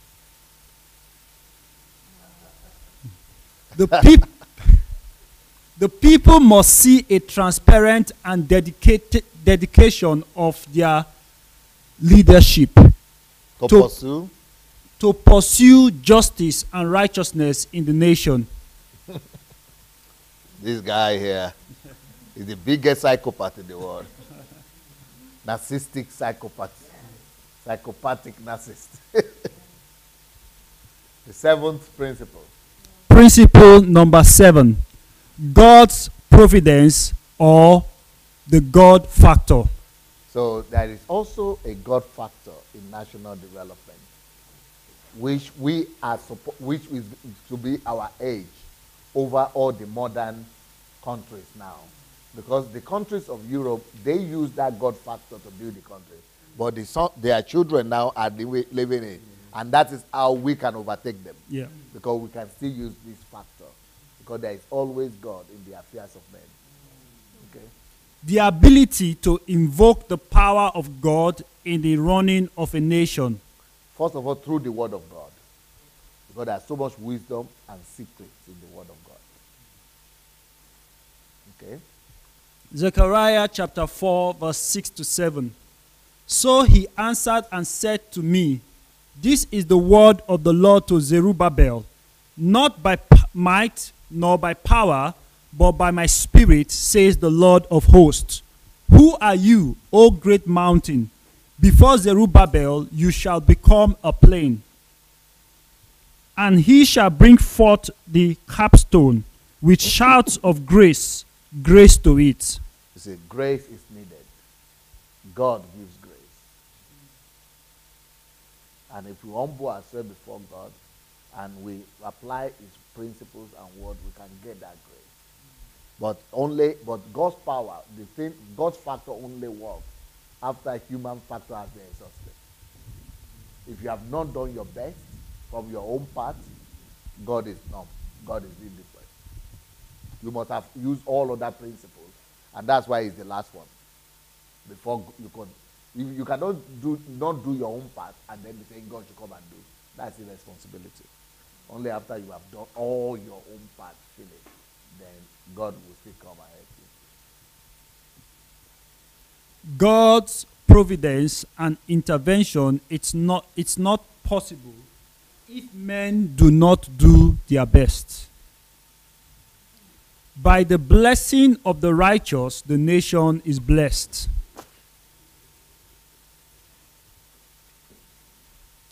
Daniel chapter 4, 25 to 26. They shall drive you from men, your dwelling shall be with the beasts of the field, and they shall make you eat grass like oxen. They shall wet you with the dew of heaven, and 7 times shall pass over you, till you know that the Most High rules in the kingdom of men, and gives it to whomever he chooses. And inasmuch as they gave the command to leave the stump and roots of the tree, your kingdom shall be assured to you, after you come to know that heaven rules. Yeah, so when people neglect God, they stand the chance of repeating the fate of Nebuchadnezzar. Daniel chapter 4, 31 to 32. While the word was still in the king's mouth, a voice fell from heaven. King Nebuchadnezzar, to you it is spoken, the kingdom has departed from you, and they shall drive you from men, and your dwelling shall be with the beasts of the field. They shall make you eat grass like oxen, and 7 times shall pass over you, until you know that the Most High rules in the kingdom of men, and gives it to whomever he chooses. See, that factor of God ruling in the kingdom of men must always be there. So, yeah, let's put on the light.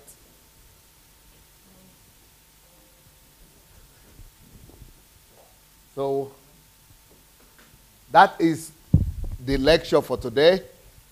Now it's time for practical expression of your feelings, experiences. What do you receive? What did you receive? I need to hear from you all. Anybody that wants to talk, please come. Take the microphone. Yes, please.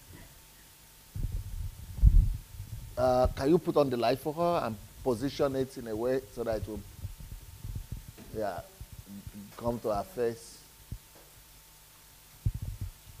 Yeah, stop the ekran. Yes. Yeah, so like my I don't know, like my brain is just going like 360, like now That is I- good. That's a good thing. Yeah. So I'm just picturing because I just picture everything like Africa. Now I know the reason why Africa is so corrupt because of there is no sincerity, there's no honesty, there's Yeah. no justice in Yeah. Africa. Righteousness. Yes, righteousness. That is not we lack that. Like so that's why The righteousness people know in Nigeria, in Africa, is just religion. Just talk. Talk about it. Yeah, yeah, it's really sad. Like we just like we have lots of work to do. Like I can see that we have lots of work, and we've not. No, big microphone because they have to hear it. Yeah, we have lots of work to do. Like we've not been doing nothing. Like we've just been wasting our life. We're chasing after things that, like it's nothing. We are not chasing after the real thing. Why we are existing here? We are just chasing after all these material things. Like I'm picturing my country again. I pick on my country, Sierra Leone, because I love that country so much. okay, And like we're going through election right now. They are going through like the runoff stage. This man, his name is KKY, Kande Yumekala. He worked with the UN.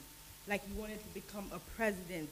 This man has the foresight. He saw the foresight of Sierra Leone, how he can make that Sierra Leone great.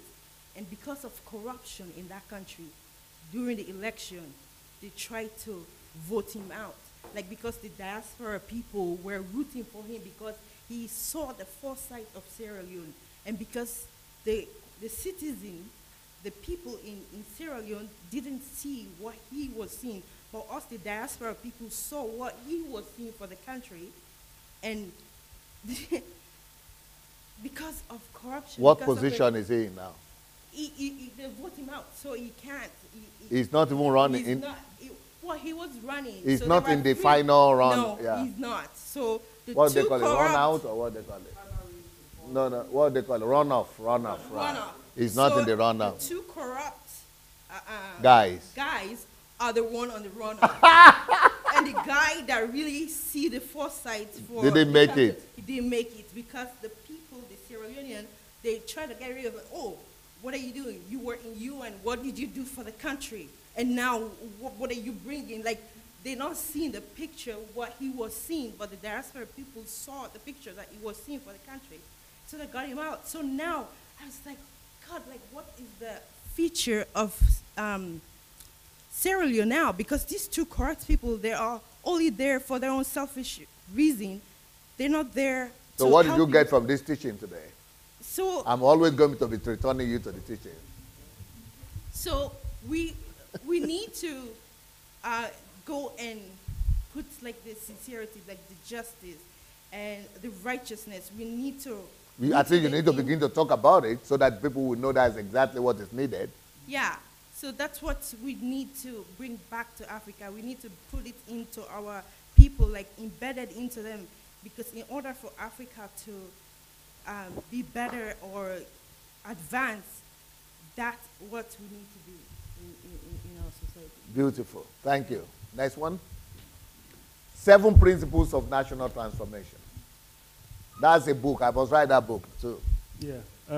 Thank you, dear. Did you see? Are you seeing something? Definitely.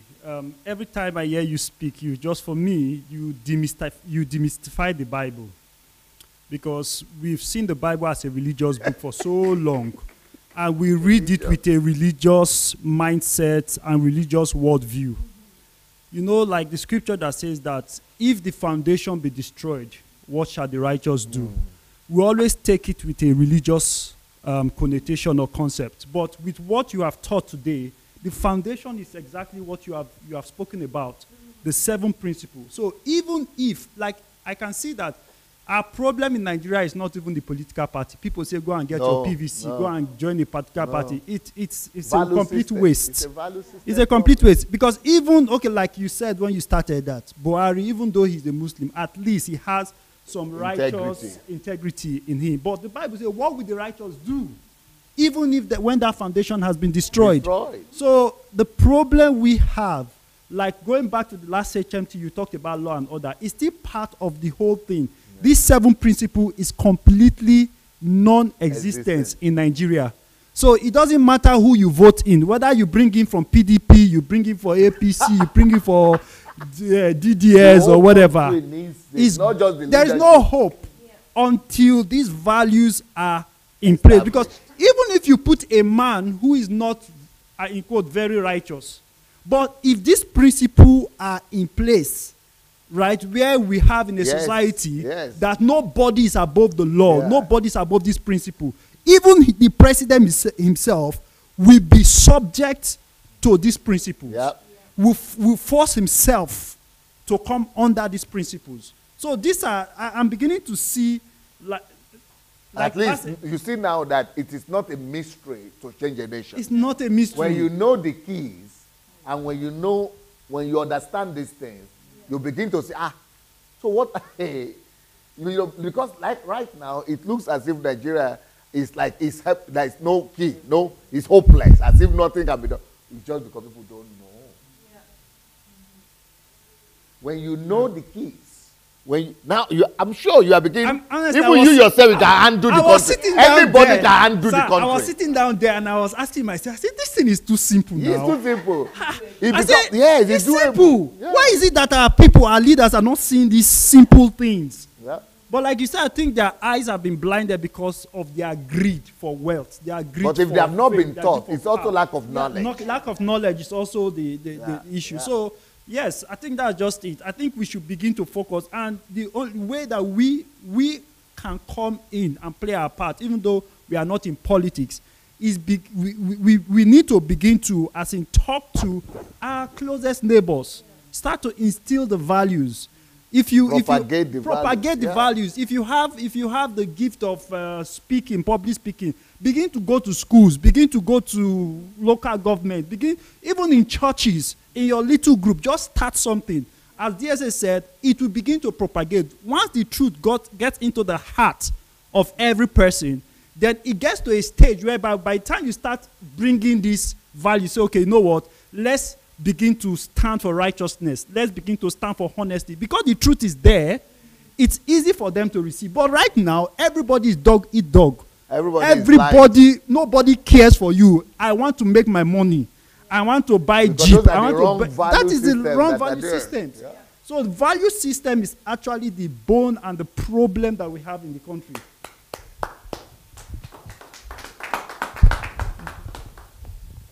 Now I have seen the foundation through these 7 principles. Seeing about the love. Can you move that forward? Because she's moving forward, so we need the light in her face. Yeah. Okay. The foundation for we're using these 7 principles for the nation transformation. This will be successful if the basis on this be followed through, because it have not been existing. It is so, but it have not been existing, and carrying it across. For we who are getting empowered, we can do great things by changing the nation. The truth, the love that we're able to share, and not only some people getting it, but everyone. When all the citizens have accomplished this knowledge, there can be a balance. That's some of my beautiful. Any other person wants to say something? Now, the thing is that in this HMT, you all must speak. If you don't speak, you'll be punished. If you don't speak, you have to stand up and be punished, because you've got to tell us. That's why you came. You got to learn. I was just thinking, even if it's just one of the principles, everything will be covered. Right. If it's only love, if you love somebody, you won't do evil. Just everything will be interwoven. Next.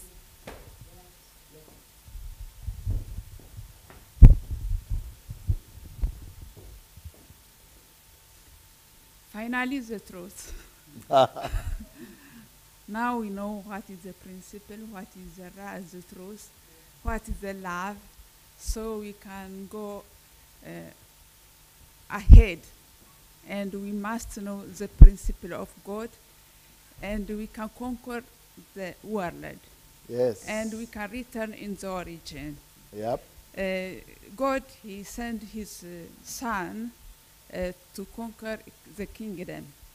So as the origin, we must we must conquer all of the world with the truth, with the 7 principles. Yes. So we are ready and we go ahead. Amen. Amen.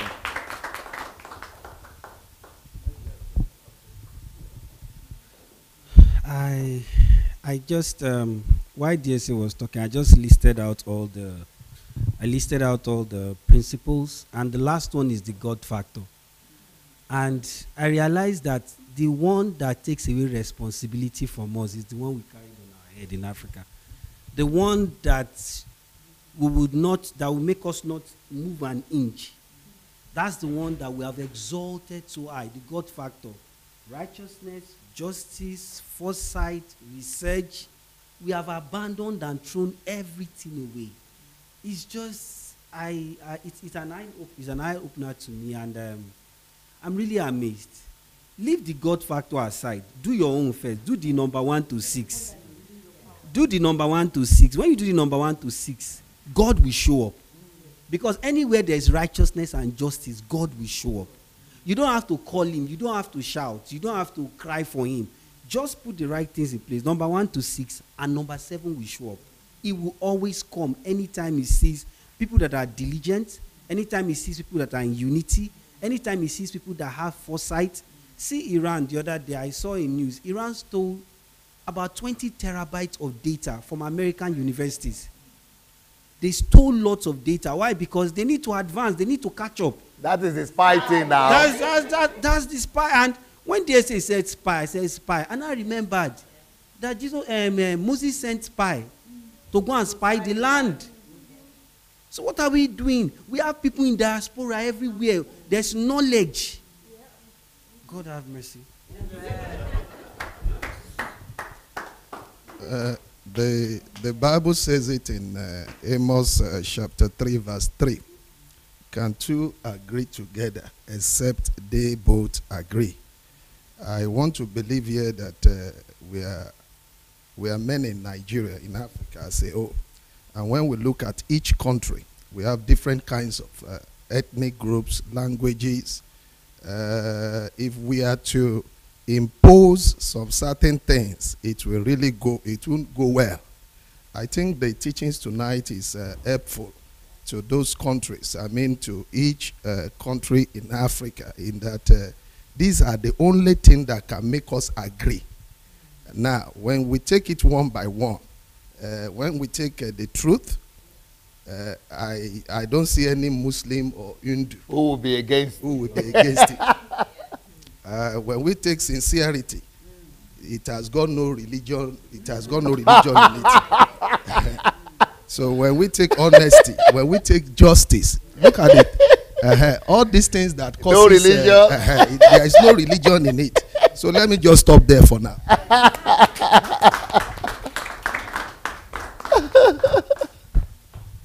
Yes, well, what I want to say of today is that now we have like a wide gospel. I really appreciate the fact that the gospel is not about only soul, but it's about people, it's about nation. Amen. So I love it, because sometimes we feel very restricted in our churches, in the teaching, and yes, we begin to suffocate. So I like to be... It's true. Religion will suffocate you. So tonight we have a good wide air to breathe. And the point I'd love tonight in the teaching, in the point that you have to search the real roots of the problem of the nation. And it's not just in Africa. Today in France there is a lot of pressure in the media, and most of the people are begin to think that Muslim people are the problem in France, that immigration is the problem in France. So it's the same propaganda we had years ago. In Germany, Jews were the problem. So it's really easy to manipulate the people. And what blows my mind is that the good principles are there in the Bible. It's the value system. So we as a nation, we have to stay focused on justice, righteousness, love, and work. Yes, on this end, it's very, very huge. Thank you. Beautiful.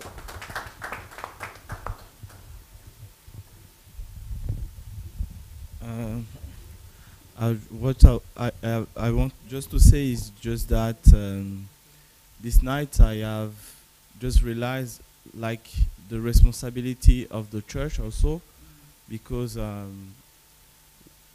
let's say the world is waiting for sons, and without sons there's no resurrection or redemption of the society. Yep. So I saw also the principles, but I realized that my responsibility is to become a son, to bring these principles. Beautiful. To fix it in my society. Beautiful.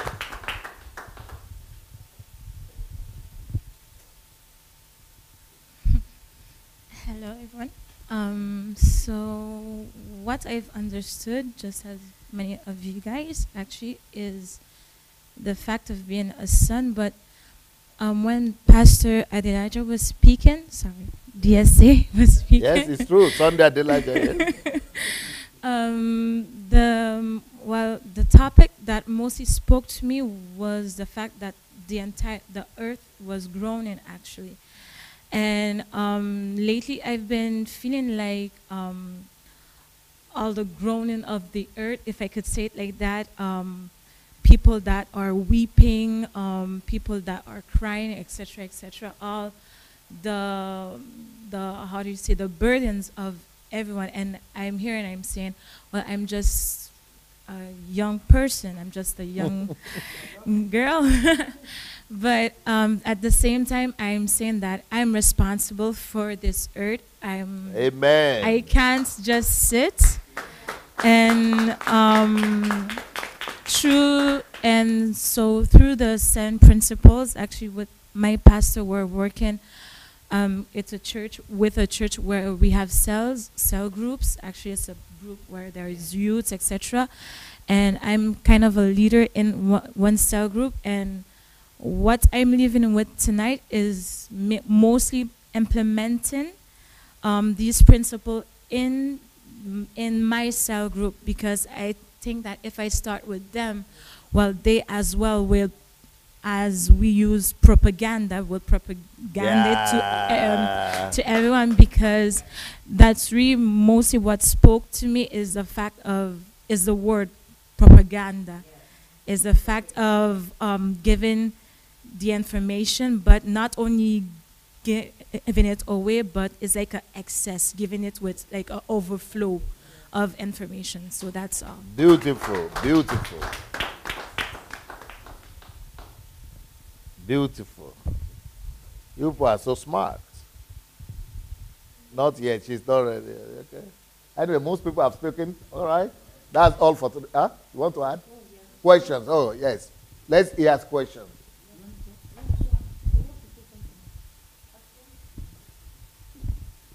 Yes. Maybe I should stand up. Anyhow, yeah. Okay. Whenever we talk about things like this, I mean, whenever we throw it to them there, yes, especially in Nigeria that I know, yes, what we always hear is that all what is happening has been prophesied, and that they are the sign of the end of the time. Now, how do we relate such response? Because they are watching us. And I'm very, very sure many of them will also like to conclude using these Bible passages. I mean, the end of the time, there will be this, there will be poverty in the land, there is no need of a DSA, bringing on all these titles, what is happening in Africa, diseases everywhere, earthquake, famine, etc., are as a result of what the Bible said that at the end time. So how do we relate it to the solutions that you have been given?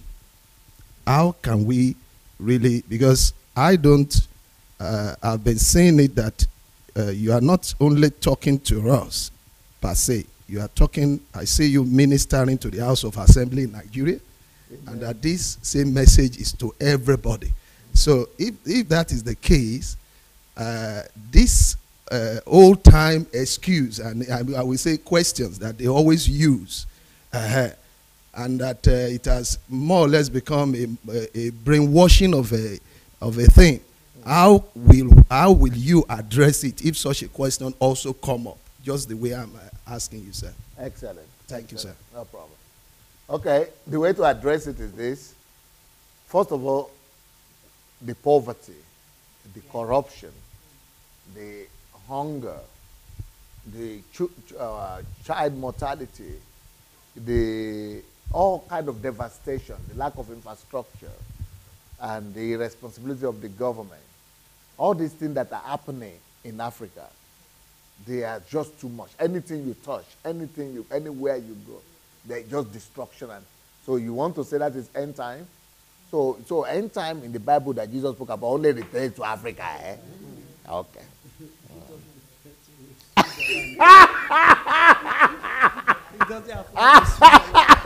So end time should they affect Europe? End time should they affect America? End time should they affect Japan? End time should they affect China? End time should only affect Nigeria? Okay. End time doesn't affect them. Okay.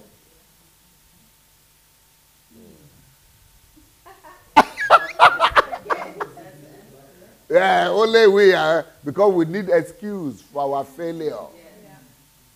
Because we are not performing. It's an indolent excuse and the excuse for laziness and justification of your lack of clue, of your mediocrity. You wanted to say something there? Yes, please. Beautiful queen. Hello, everybody. When Pastor was ministering, what came to my mind was this. While we were busy doing religion, Bill Gates was acting out what sonship is all about. Yeah. He established an industry. After establishing the industry, when they were in full profit, he took part of that profit and eradicated, almost eradicated polio. Yeah. Now he's working on turning sewage system into drinkable water. He's working on eradicating mosquitoes. He's working on just like eradicating sewage smell and all. He's showing us what is sonship. That's sonship. While we're there doing praise and worship, midnight religion prayers and all that, Elon Musk is not only, he has conquered $3 billion industry on planet Earth. He's preparing the space in case the Earth catastrophe happens. Somebody is using their okpolo. They are gray. They are gray and white. Look, my own is that for me personally, I feel weak because it dawned on me how backward we are. How backward that you can be a Nigerian, but you will not even know if you don't come across people like DSA, because when you see white people doing it, something in your head tells you, maybe now because now you. The amount of laziness, the amount of mental laziness. You know, I don't know how to explain. Irresponsibility. We have a long way to go. And the good thing about the spine thing is that most of us are already positioned. We're already positioned. There are a lot of Nigerians. Some have changed their name to Harry Pear. You know, instead of answering Harry Chinedu. All Chris out. You know, well, And it's a good thing. And it's a good thing because, as like say, we've never even, the car thing is not working. We've not finished manufacturing car. The submarine, we have to find a way. We have to. But please, my encouragement is for those of you that are still arguing about DSA or no DSA. Are you against honesty? Yes. Are you against sincerity? True. Let us do those ones first. You know, boil the hot water before you put Gary. Yes. Let us do the first thing first. No Muslim, if we're talking about national transformation and you're talking about honesty, no Muslim will stand up and say anything against you. Yeah. If you're talking about national transformation and you're, okay, and one key thing that DSA said that really went down with me, sometimes we want to bash people, sin. I'll just call it value. What are your values? Yes. Now you're talking intelligently. Yes. What are your value system? Yes. Because when you say sin, people will tell you, I'm Orthodox, I'm Pentecostal. No, I'm not. I don't care where you belong. Even if you're Buddha, you believe in anything, what are your value system? Because that is something we can agree on. And if we come to an area where we agree on, we can make progress. Every other thing will sort itself out. Thank you. Yeah. Beautiful, beautiful. Okay, before we go, or maybe some people will still want to say, but before then, let me just recommend for people who want to study the topic further. They will say I'm selling my books, but it's not about selling. If you want, go and read them for free on Kindle Unlimited. But even for that one, you have to register. It's not me who is taking the money, it's Amazon. But so the books that I will recommend for you that will really help you to grow in this, if you wish to, is number one, a visionless life is a meaningless life. The same, a visionless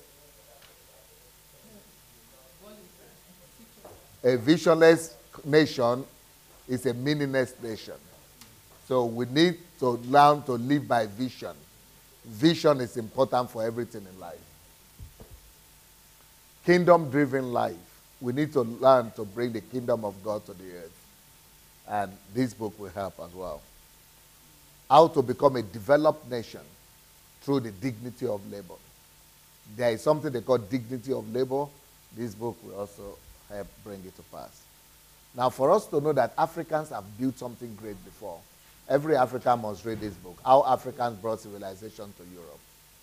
And this will help you, give you faith that if our forefathers did it before, you can still do it again.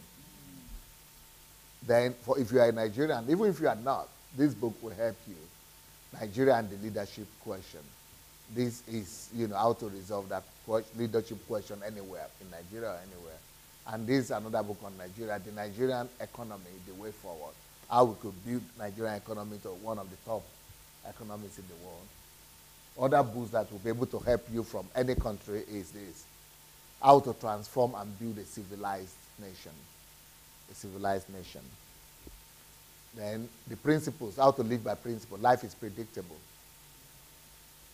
And this is a new book, How to Transform a Nation Through the Power of Faith. This is the one where I say I wrote about St. Patrick and Ireland. Then another one is there. Could you be the Abraham of your nation? Abraham of your nation is another book that will help you. You are born to make your nation great. You are born to make your nation great. This is the role of personal responsibility in building a nation. And then the purpose and calling of nations. How to discover the purpose and calling, or discovering the purpose and calling of nations. Discovering the purpose and calling of nations. And the role of the elite in national transformation. So these are the books that will help you to be able to study this topic further that we have spoken about today and be able to help you to get equipped, properly equipped. Because you'll be saying, how does DSA know all these things? But I've written books explicitly about all these things. But you'll be able to follow them and be able to, make yourself also invincible and versatile. Like, you'll be able to know what you are talking about, how to. I have a feeling that for most people who are here today, both for the earlier teaching and this one, I'm sure you should begin to have a good grasp of, you know what, it's easy. I can handle a nation now. I know what to do with a nation. I know what to do with a country. Because you are getting closer. And that's the place I want to get as many people as possible. So we know it's not a rocket science to build a nation and to fix a nation. So that's where we are. Anybody want to say anything? Yep, please.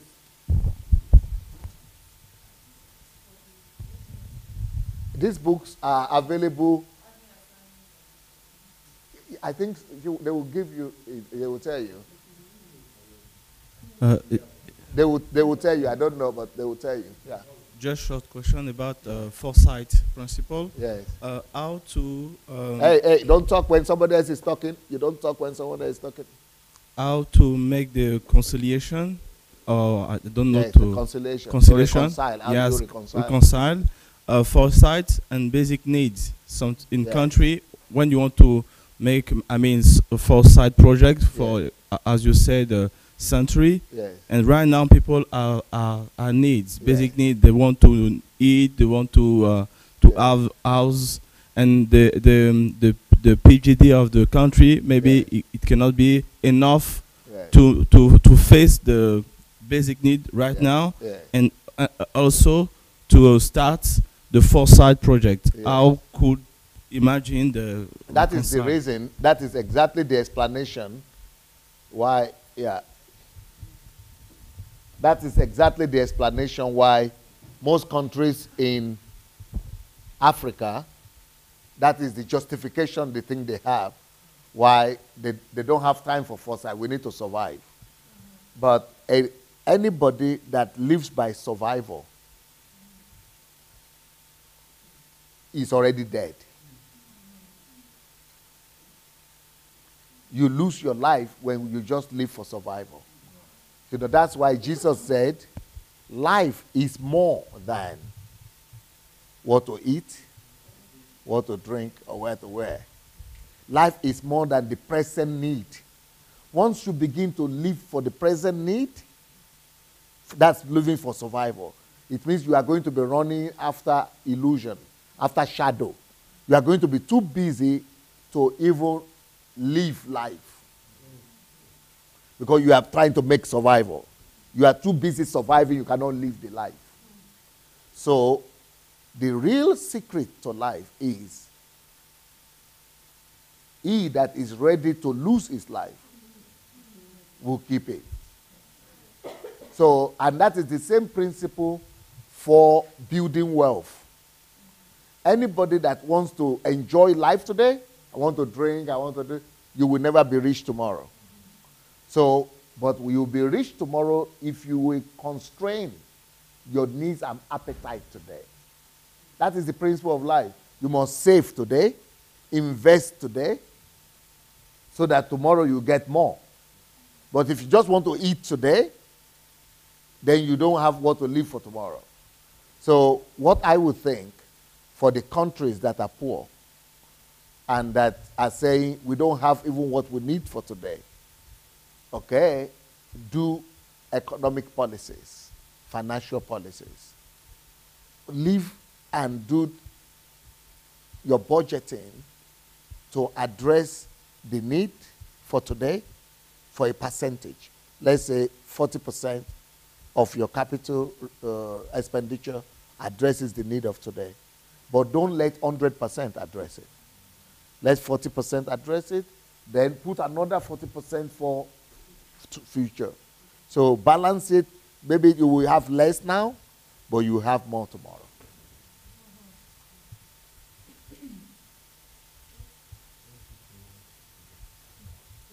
Yes, sir. Another question? Sorry. If we will apply many of these principles, especially, I believe Nigeria will be my own example. Yes. I believe heads will roll. Why am I saying heads will roll? Whenever you want to, principles like this, it's just as if you are telling the whole nation to go back to zero. Yes. Meaning that some people just has to, pay a lot. leave a lot of things. That has been the fear. Yes. So what we have in the system now is a system that, just as you have said it, this aristocratic system. System. Now, if they will buy these principles, it will really, really. What do you have to? What do you have to say? Because it's an ABC, so simple. Yes. But as simple as it is, and that one who has not eaten from their system or have not really rubbed his hand with their sins, will find it easy to implement. Yes. Or they themselves, that has already, they are pals, they are into the system, they are all corrupt, and they oftentimes agree. Now, despite their differences, ethnic group, whenever it comes to the national cake, they always agree. Now, if they would like to, there is unity. If they would like to apply, they know that it will cost them a lot. It will cost them almost everything, maybe land them in the jail. Because there is no way you will talk about the true sincerity that it will not bring about amending many of the laws. And who will talk about amending laws? They have to bring in laws that will persecute them. That will persecute them. So what do we have? Because I had it's not the solution, but I would like you to help us on that. I heard a man of God saying some times ago that it will not be right if one who would be leading such a nation like Nigeria be throwing people into the prison, no matter what they might have done. That the era of change should start from when it comes in. So how will you address when you come in with your sincerity, truth? How will we go about the past? Over to you, sir. Those are the reality, practical, on-ground questions the man is raising. Okay. I agree absolutely with that question, because right now, there's even no big change, or just little. There is, in Nigeria, was a man that decided to just introduce a little bill, not even a law yet, just a bill, that all the churches and mosques should be, not even pay tax yet, just be open, just be transparent, and give report about how much money they have, and then, report how they spend it. And then they should also be ready when they have lived up to 70 years, at least to retire. Our people fought against it. We will have to do it till we die now. And then the reporting, why should you know? Were you there when God called us? But is it not the public who God gave the money? They have the right to know how you are spending it. They fought it, that the government had to fire the man and, withdraw the. So I know what you are talking about. It's going to be tug of war. But until we have, in fact, the reason why I voted in, I didn't vote, but I campaigned for Buhari to come in, is because I was expecting him to be brutal and to be, non-tolerant of any kind of evil. I was expecting the Buhari that I knew in the 80s. Yeah, that is what I expected. That's why I voted for him. But because of democracy or all that, everybody was criticizing him, that he was. So he's trying to prove to everybody that he's now a democratic leader. So he rejected all that firmness and things that he had before. Because I was in Nigeria when he was the president, and I knew what he did. But now he wants to be a Democrat, so he's not taking any decision. Only his team are taking decisions. No, because he wants to be democratic. But that kind of leadership will never change Nigeria.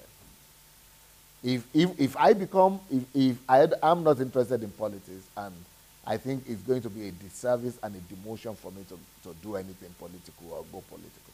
But if I were to have any right to go political, everything would be by enforcement. Enforcement, only enforcement. If you don't do that, nothing will work. I would rather be like the Lee Kuan Yew in South Korea, in Singapore, or Yeah, someone like that. That's the only way you could bring about change. But you stand a chance of being killed as well. So it's going to be in Nigeria. For example, I wrote in my book, Nigeria and the Leadership Question, that, for example, in Singapore, if you cannot even chewing gum. If you are doing chewing gum, you have to pay $3,000 if you are chewing gum. Or you throw a paper in the street, $1,000. So you are saying there is no money. You have the money very fast in the budget. If you cross the red light, $500. If you speed, $200. If you lie and you are caught, 2 years in jail. So if money is coming from everywhere, otherwise the whole country will be in jail. You don't want to. If you are a government minister and you cheated on your wife or your husband, you go and have a boyfriend, a girlfriend, a boyfriend. They chase you from the ministry because they say if you can cheat on your wife, then you cheat on the government. So tough, because you've got to legislate righteousness. Yeah, if you don't legislate righteousness or use propagation, like, massive propagation, and that means media, that means Hollywood, films, schools, education, massive enlightenment program, massive. That is the only way to bring about change. Or penalties, punishment. Otherwise, nothing will change. But with Nigeria, everybody wants change, but nobody wants to pay the price. And people will be going to jail. Not just people. Everybody will be going to jail if you want to. That's why in America, I say 75% of all lawyers in the world are in America. But 82% or 81% of all lawsuits in the world are happening in America. Everything is a lawsuit. The whole world, 80% of all lawsuits that happen, they are in America. Why? Because law.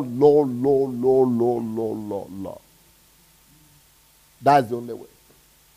Otherwise, we will not change anything. We will only be wishing.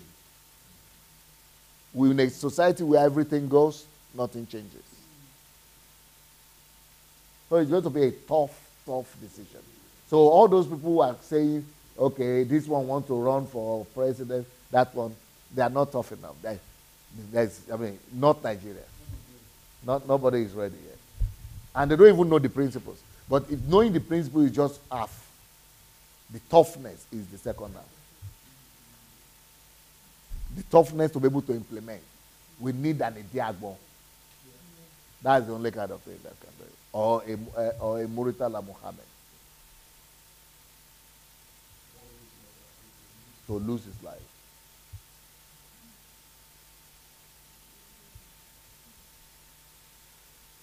Like, for example, when I first came to Europe, I thought Europeans were wicked. Because everything, any little thing, they stop you. It's impossible. You can't. These people. Everything is law. As if they caught my hand and my feet and put everything as you just be. Because I was used to a country where nothing. Just do anything you want. We used to think that law and order is wickedness. That's in a foreign land, though. What about in our place where everybody, not one, like me here, but there everyone is lawless like that? How will you enforce it? You have to really be tough. It has to be done. If there is any motivation that for me to want to be in government, it's only because of this. Because to be able to establish, let me establish, and then you take your country, but let it work first. And number two thing that will not make this thing to work in Nigeria, that make me to know that Nigerians are not ready for change, is that there is no way Africa will change or Nigeria will change without dictatorship. Yeah. And Nigerians are not ready for dictatorship. For example, right now, the most rapid growing nation in Africa and the best, the most beautiful country in Africa is Rwanda. If that man had just been voted out after the second something, they would have rubbished everything. Yeah. The same thing in South Africa. It's been destroyed now. If one leader has been there constantly, it would have helped it. But for example, that man is able to bring the country to, and the mistake Nigeria has made. If I will say something now, everybody that is watching me on television and something, they themselves will be ready to stone me right now, as what I'm going to say. But the biggest mistake Nigerians have made, and is the one they are more proud of. If you see Nigerians, they will be proud about this thing I want to say. But it's the biggest foolishness. And especially the Southerners and the Westerners, the so-called elite. That's why I wrote the book about the elites. We don't understand elitism. We brag ourselves to say that we didn't allow Obasanjo to stay there for 3rd term. We didn't allow him. We are the ones who exposed. We are the ones who removed him. Okay. You remove him, so where did you put? What did you get? Why are you, for example, I don't understand Nigerians who are complaining. Yes, I don't understand Nigerians who are complaining that the country is bad today. You don't have conscience. You don't even have logic. Why should you remove somebody who was bringing the country out? Just at the time he was about to bring the something, you said you don't want 3rd term. Because, it's not done. It is democracy. It is this, it is that. And you got democracy now. So what are you complaining? Why are you now going to complain after you remove the one that was supposed to take you up to your promised land? And you say, oh no, it's because he is the one to blame, not us. But you are the one who don't want him to remain, and you say he's to blame again. Yes, because he put the bad one. So you don't want to take responsibility. He should do everything for you and put the next one and put the next one and put the next one. Because sustainability is necessary for development. I don't know if you people were in Nigeria when Obasanjo was there. The country was horrible during Abacha.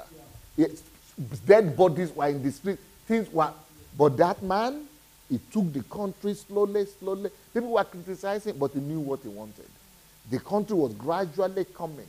And by the time he was about to go, Nigeria had become basically the largest economy in Africa. It has become, from we paid all that.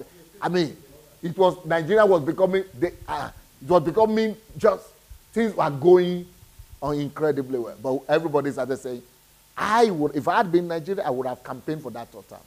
I would have stood on my knees before the whole country. Please, I knew it. And I was talking about it when I was here, that please let him stay. Not just for 3rd time. Let him stay for 4th time. Let him stay for 5th time. Let him stay for 10th time. Anything necessary. There is no way, there is no country in the world that has been able to sustain democracy, growth, economic growth and civilization without sustainability. If you are lucky enough, for 50 years we are looking for somebody to be able to be a good leader to lead us on the path of and you got one, you said you want democracy, you want to remove it. And you removed it and then you are complaining. So there is no way any government can do that in 8 years. There is no government that can just do in 8 years. You need at least 15 years. Can you imagine we that are saying we want democracy? Do you know that in France, a leader can be there, prime minister, president or prime minister? President, right? President can be there for 10 years, can be there for 15 years, for as long as they keep on electing him, right? In France. It's 2 times. Oh, but it's not 8 years. It's more than 8 years. Mitterrand was there for how many years? For 10 years? He can do it like Putin. Yeah. And come back. That's what I mean. Because Mitterrand was there for 14 years or 12 years? 14. You see? 14. That's what I mean. And these are the people we are calling democratic country. If Mitterrand was there for 14 years, De Gaulle was there for how many years?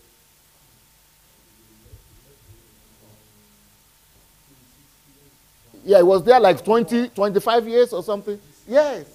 He was there like for 20, 24 years. So I'm talking about these countries we are saying they are democratic. If this one was there for 8 years and you want to kill him. And what about, we don't remember that that same France, they had country leaders who are there for 14, 20, 25 years. Germany, Kohl was there for how many years? 14 years? The woman is still there now. What's her name? Angela Merkel. She's still already there for 12 years. Going another one. And we are saying we want democracy. What kind of democracy? Now, in America itself, America that we want to copy, they will not tell you that when America was always at a turning point. What is the name of the president that was there during the repression and the war? What is the? He was elected 3 times. Roosevelt. 3 times. Even though his constitution is 2 times. Because it's a time of transition. But we, democracy, and the people who fought it are the people, so-called elite. We want democracy. And he's too sure. And when now, in England even, that was our colonial master, how long, you could be there for as long as you have been elected. Margaret Thatcher was there for 11 years or 12 years or 13 years. You can be there for as long as they are still elected. You can be there. We are to say you want to be only 2 times. And then we ruined the chance. And then this one came and destroyed the whole thing. That one came and destroyed. Lee Kuan Yew. Why was he able to make from 3rd world country to 1st world country? Because he was there for as long as necessary.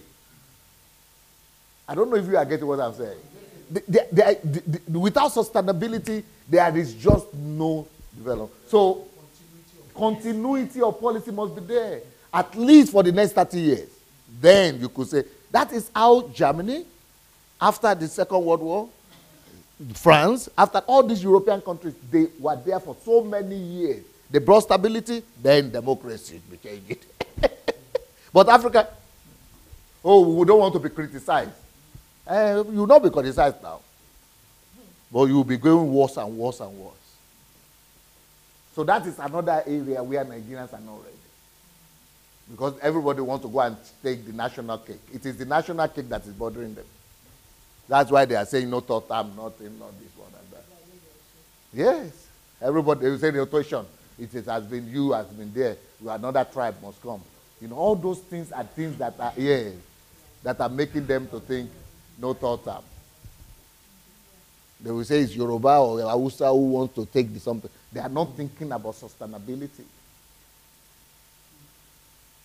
But they are not ready for that. Even as I'm saying it now, people will say, I'm a dictator. Because they are only seeing the negative.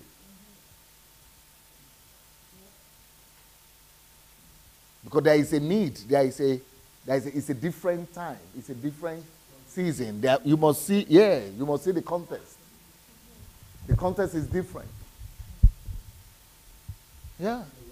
Like in Russia.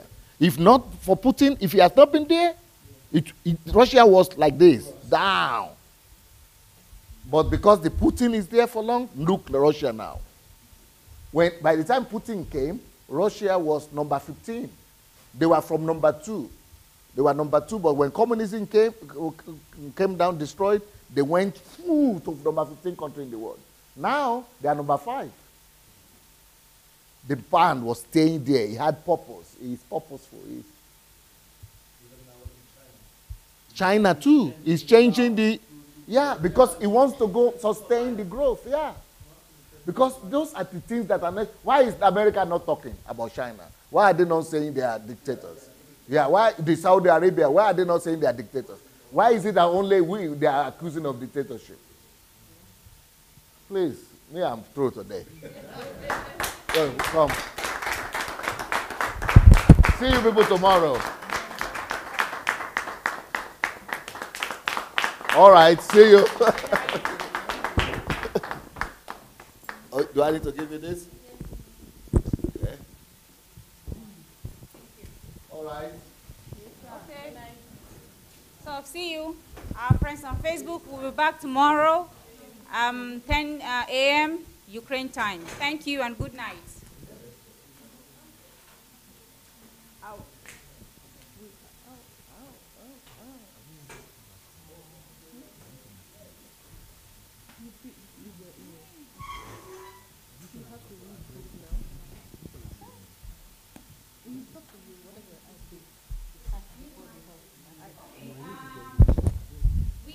not done here.